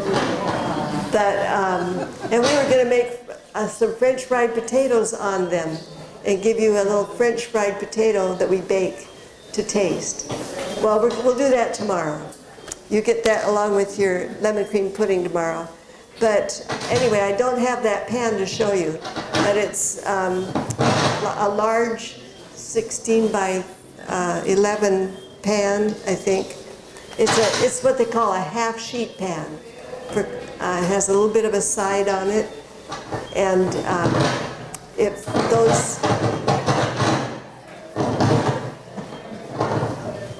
excuse us, we have a little technical thing we got to work out back there. I can't. Maybe it's working now.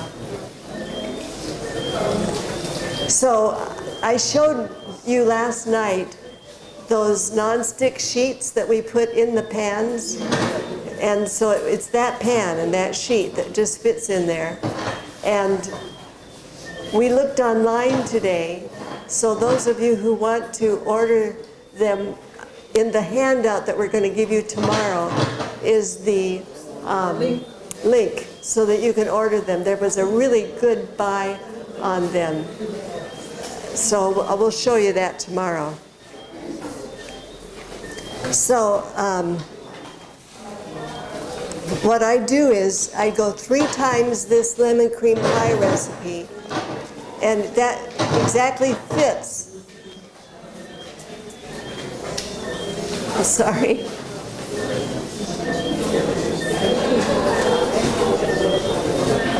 It's okay? All right. I guess they need me to talk so you can see if it's working or not. So 3 times the recipe. I make 3 times the crust and put it in the bottom of that pan. Bake it a little while till it's just nice and golden brown. And then, meanwhile, I make 3 times the recipe here and bake it into a pudding, stir it on the stove, pour it into that crust, and it will set up. And I've learned that I can even do this in a place like this if I don't have a big enough refrigerator for it, and let it sit for several hours at room temperature, and it will get thick enough. And then you can slice it and into squares. And I have even let it sit overnight because it's boiling hot when I pour it into the pan. And by morning, it will be ready to slice. And so it makes a really good recipe for a group like this. So I'm going to show you here how I start out with this. The recipe is a 1/2 cup of orange juice and 1½ cups of pineapple juice. So here I have some pineapple juice. But I'm doing 3 times it. I'm sorry, so it's a 1/2 cup of orange juice. I'm doing 3 times it, so I'll do 1½ cups of pineapple juice. Now, I forgot to shake that.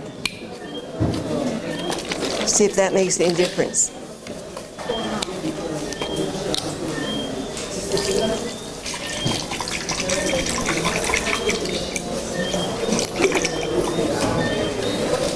Four and a half cups of pineapple juice.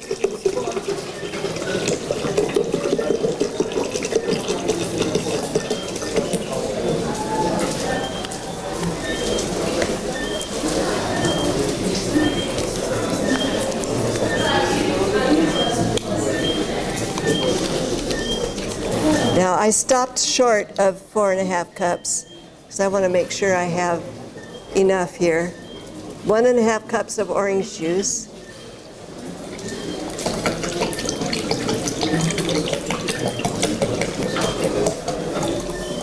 And I have measurements on my blender.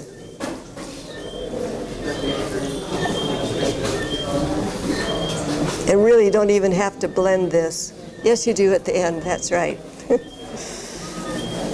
And then 1 cup of coconut milk. And so for the 3 times the recipe, that would be 3 cups, but I don't, I'm sorry, can you give me a can of coconut milk? Thank you.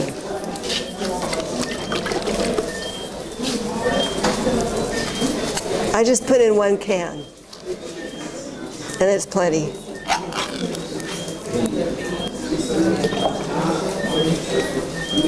Now, at this point, I usually lose track of how much of this and how much of that did I put in. But I don't worry because the final measurement is the critical one. And I've written down that I should have 8 cups total mixture. And so I can actually play around with this a little bit. And if I have some other kind of juice that I want to put in there, or and you're supposed to put a little bit of salt in there, so we'll do that now. 3/4 teaspoons of salt.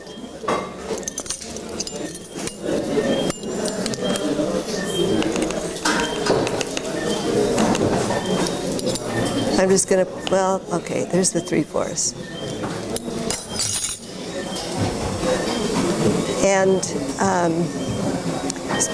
I'm also supposed to put in some lemon extract, an 1/8 teaspoon. And this is optional. You could even put a little bit of lemon zest in there that you kind of scrape the lemon a little bit, but I don't have that right now. And then a 1/4 cup of honey, or you could use sugar, because honey imported, no, I guess it's not imported, or is it? Anyway, here it's expensive, but I happen to have some that I want to use up. So I'll put in here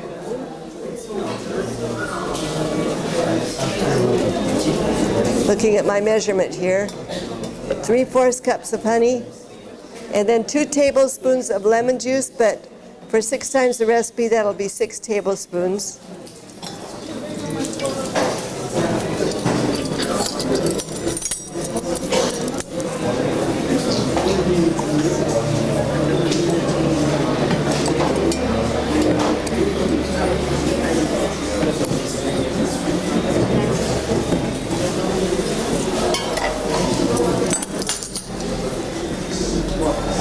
And then, this is the little extra that I like to add.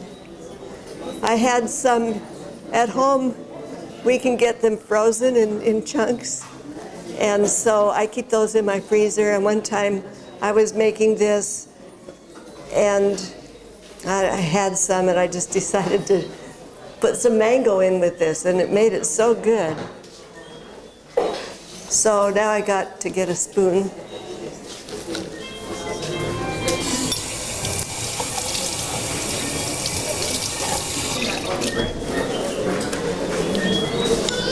It's a little early for mangoes, but a dear friend here gave me some mangoes just in time. So I'm putting, not a lot, just because I want this to go for all 3 batches I'm going to make of this.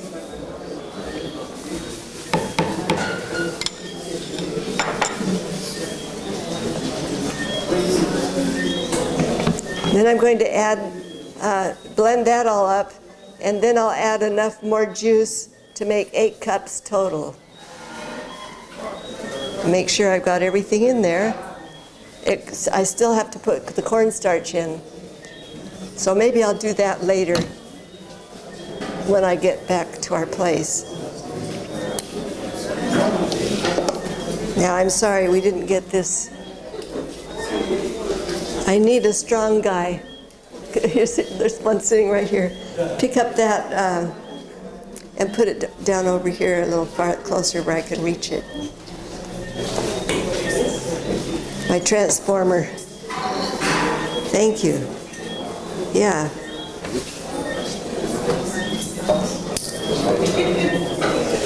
Wonderful. Thank you.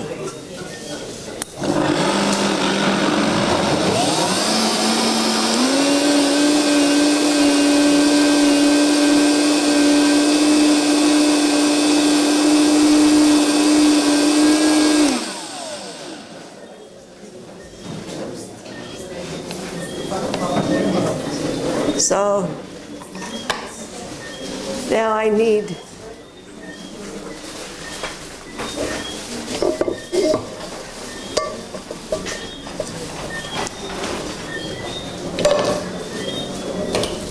there's so much foam in there now. You gotta kind of guess.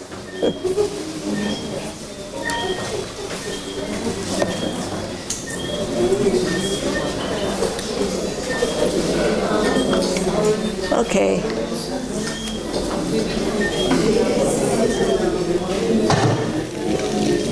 And I'll add the cornstarch to this later and just cook it and stir it and bring it to a boil, and it will thicken and cool it, and we'll be ready to serve it as lemon cream pudding pie.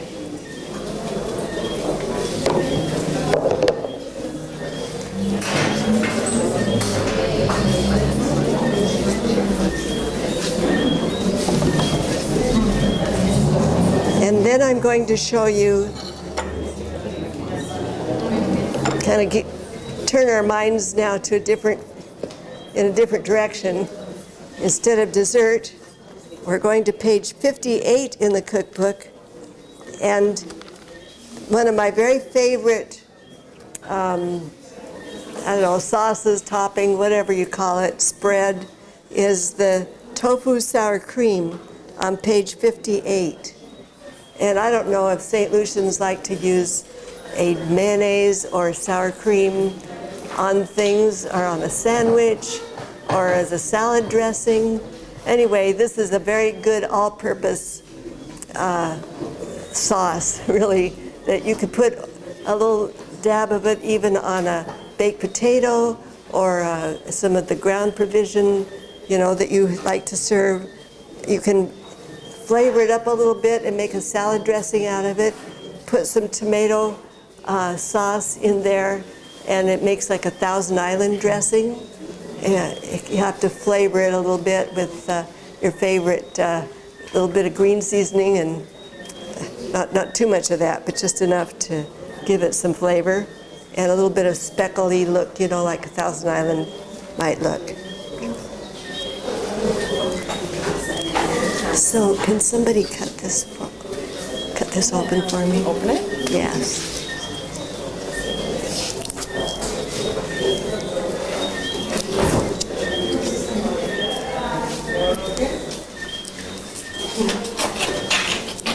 So I bought these. We got these from the ABC, has them here, but I think they're also available in stores. This soft tofu. It doesn't have to be this one, though.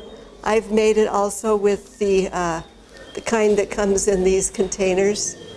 But this one has a really nice flavor for something like this. I think this one has a little bit more of a soy taste to it, but this doesn't. It's very creamy and nice. Okay, that's good. That's good enough. Yeah? Yeah. And can you do the other one too?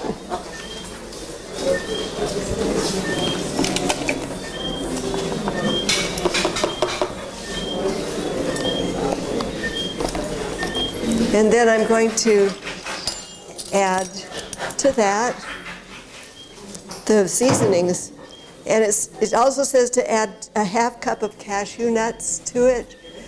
I'm going to skip that because it'll be lower fat and less expensive. You don't have to go searching for cashew nuts. And it's still really good either way. So then it's 1 teaspoon of salt. I'm using 2 teaspoons because this is a double recipe.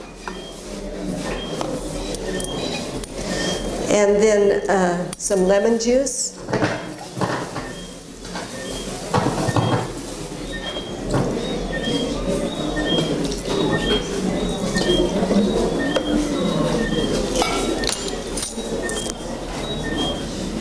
And a teaspoon of salt. I would put that in. Teaspoon of onion powder.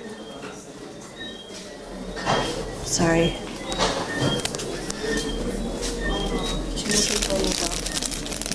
You okay?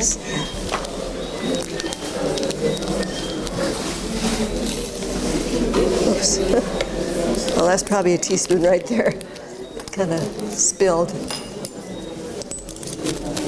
Okay, now we're just going to blend it.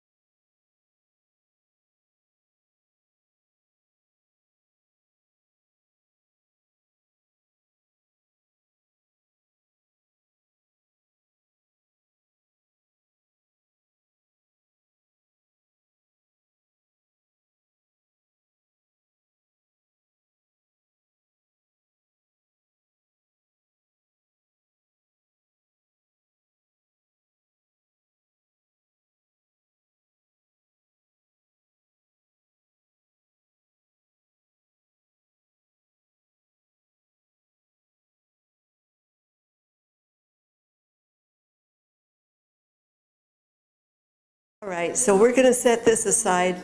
I tasted it, and I think it needs some garlic in it.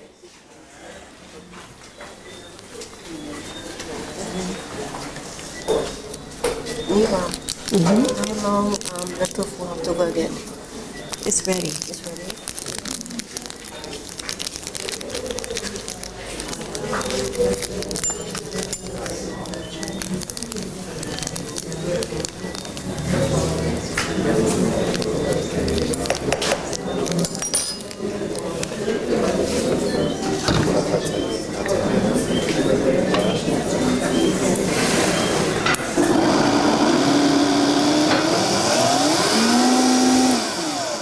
Can we put that up here? I'm going to show it to them. Put it right here. I just want to show you what you're going to have to eat here in a few minutes for a sample. This is the, we call it tofu scramble. You know how you eat scrambled eggs, do you, sometimes? And so this is a nice, you know, egg-free eggs version of that. And that's also in the cookbook here on page 24. And so what I did here is used this kind of tofu. So we used it all up, so this is the package. You've seen those probably in this produce section in the store, I think. And then we cut up, the ladies here cut up for me real finely some seasoning peppers and a little bit of red bell pepper. The seasoning peppers that we had were green. Then some red bell pepper and onions and fresh garlic. And I think that's all. Anyway, just cut those all up. Oh, and some turmeric, fresh turmeric. And cut that up real, they shredded that. I'm not used to using fresh turmeric. I was very interested in seeing that. And it turned out perfect. It just turned out a perfect color. And so then I crushed up some of that tofu, and it was so kind of crumbly, I decided to dice some of it. So you'll see it's both crushed and diced in here. And then we put this chicken seasoning, McKay's chicken seasoning, or you know, some kind of a chicken-like flavor, and some onion powder and salt. And I think that's all. And just stirred that all together and put it, well, actually I cooked in a separate kettle all the onions and garlic and seasoning peppers and all those things. I cooked that in a separate kettle. And I did it with some coconut milk. I used a little bit of this this coconut milk here in it just to moisten it. Instead of sauteing in oil, you can use some of this or just use water. But I thought this looked a little dry, and so that's just adds a little bit of moisture to it. Stirred it all together and baked it in the oven. Or you can put it in a non-stick skillet on the stove and just kind of stir fry it, you know, until it's moist and hot. So you're going to have a taste of that. So you ladies can dish this out now. And then you're also going to have on this plate a piece of whole wheat bread with the butter that I made last night. And it's called Simple Butter on page 56. So I showed you that last night. Made out of coconut milk and cornmeal.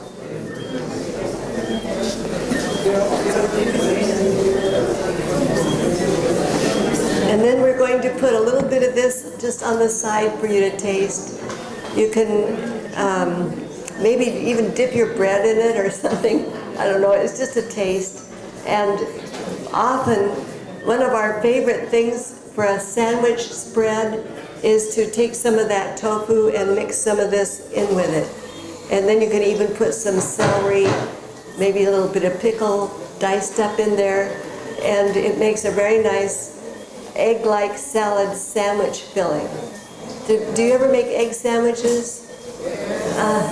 You know, you crumble up the egg, mash it all up, and put some mayonnaise in it, and maybe some little crunchy things.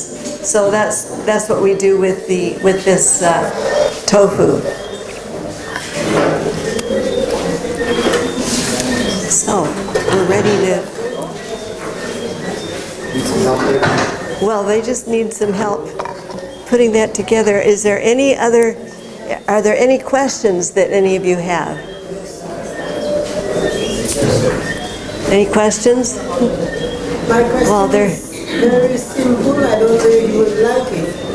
What I don't like is if you are discouraging to eat chicken, what you saying is that chicken is, you put that in, just change that.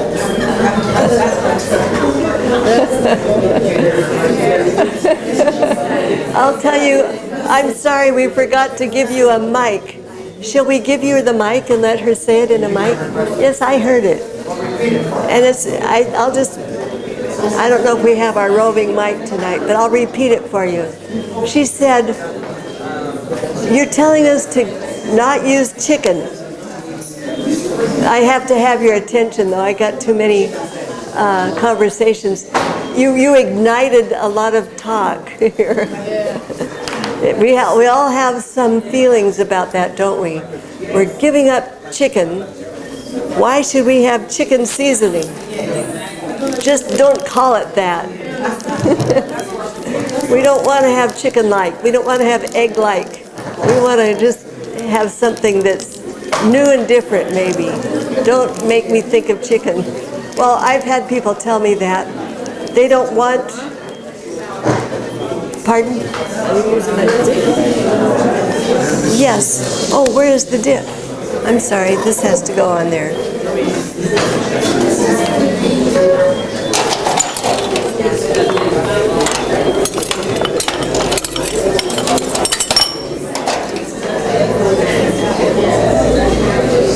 Now, somebody's got to do this besides me, but just put a little bit on each plate.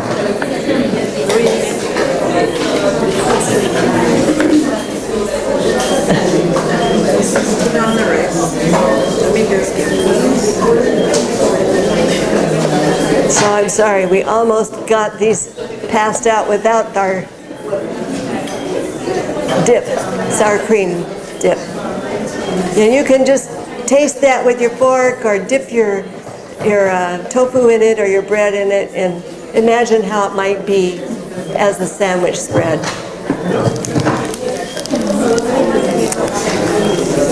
So your point, I've heard this many times.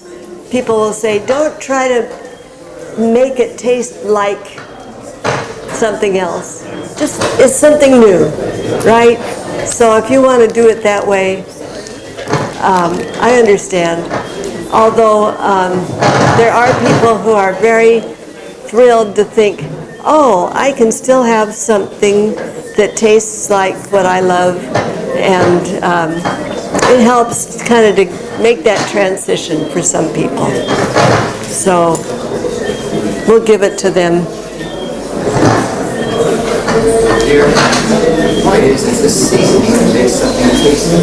Yeah, it is a seasoning that makes something taste good, and you know, maybe we shouldn't even say chicken seasoning because maybe it doesn't taste like chicken to some people.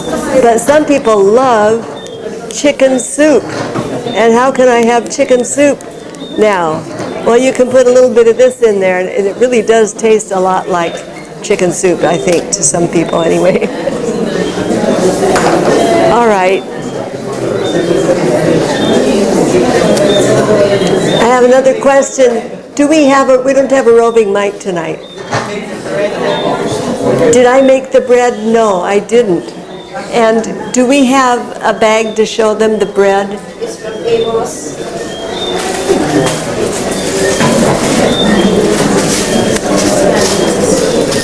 Why don't you come, or where does this come from? Do you all know? Bread Masters. This is their whole wheat bread, and it looks like some of the best bread I've seen around it, as far as one that is really whole grain. So, Margaret, is this one all whole grain? Is this all whole wheat? Well, it's supposed to, but it don't have the ingredients on it. It doesn't have the ingredients, so I'm not sure.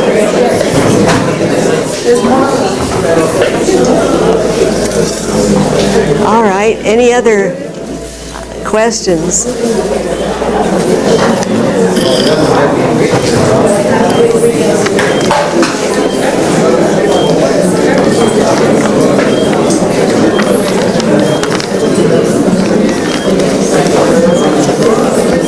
So for those of you who weren't here last night, I'll just say the butter that we put on the bread, what do you think of that butter? It's, okay, I guess not everybody has gotten theirs yet. It's taking us a little time to get it out. Can you help, or I don't know.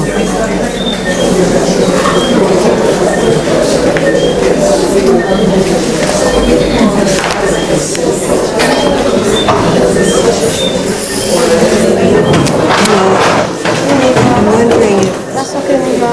just put it all on these. You go and sit.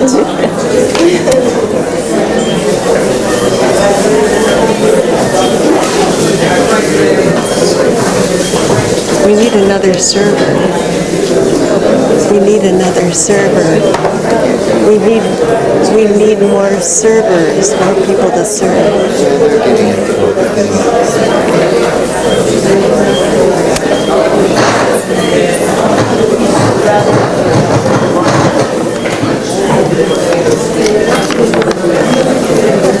So as I was saying, I just wanted to give you some more little tips on how to use this tofu sour cream. I lost my mic.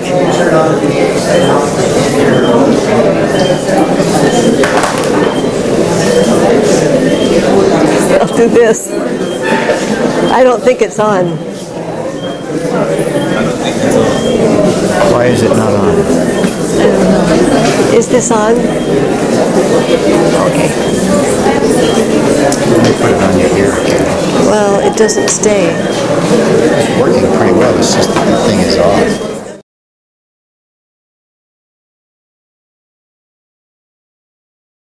Can you hear me now? Okay. So, I don't think it's on. Neva wants to give you some more tips, so please stop talking to each other.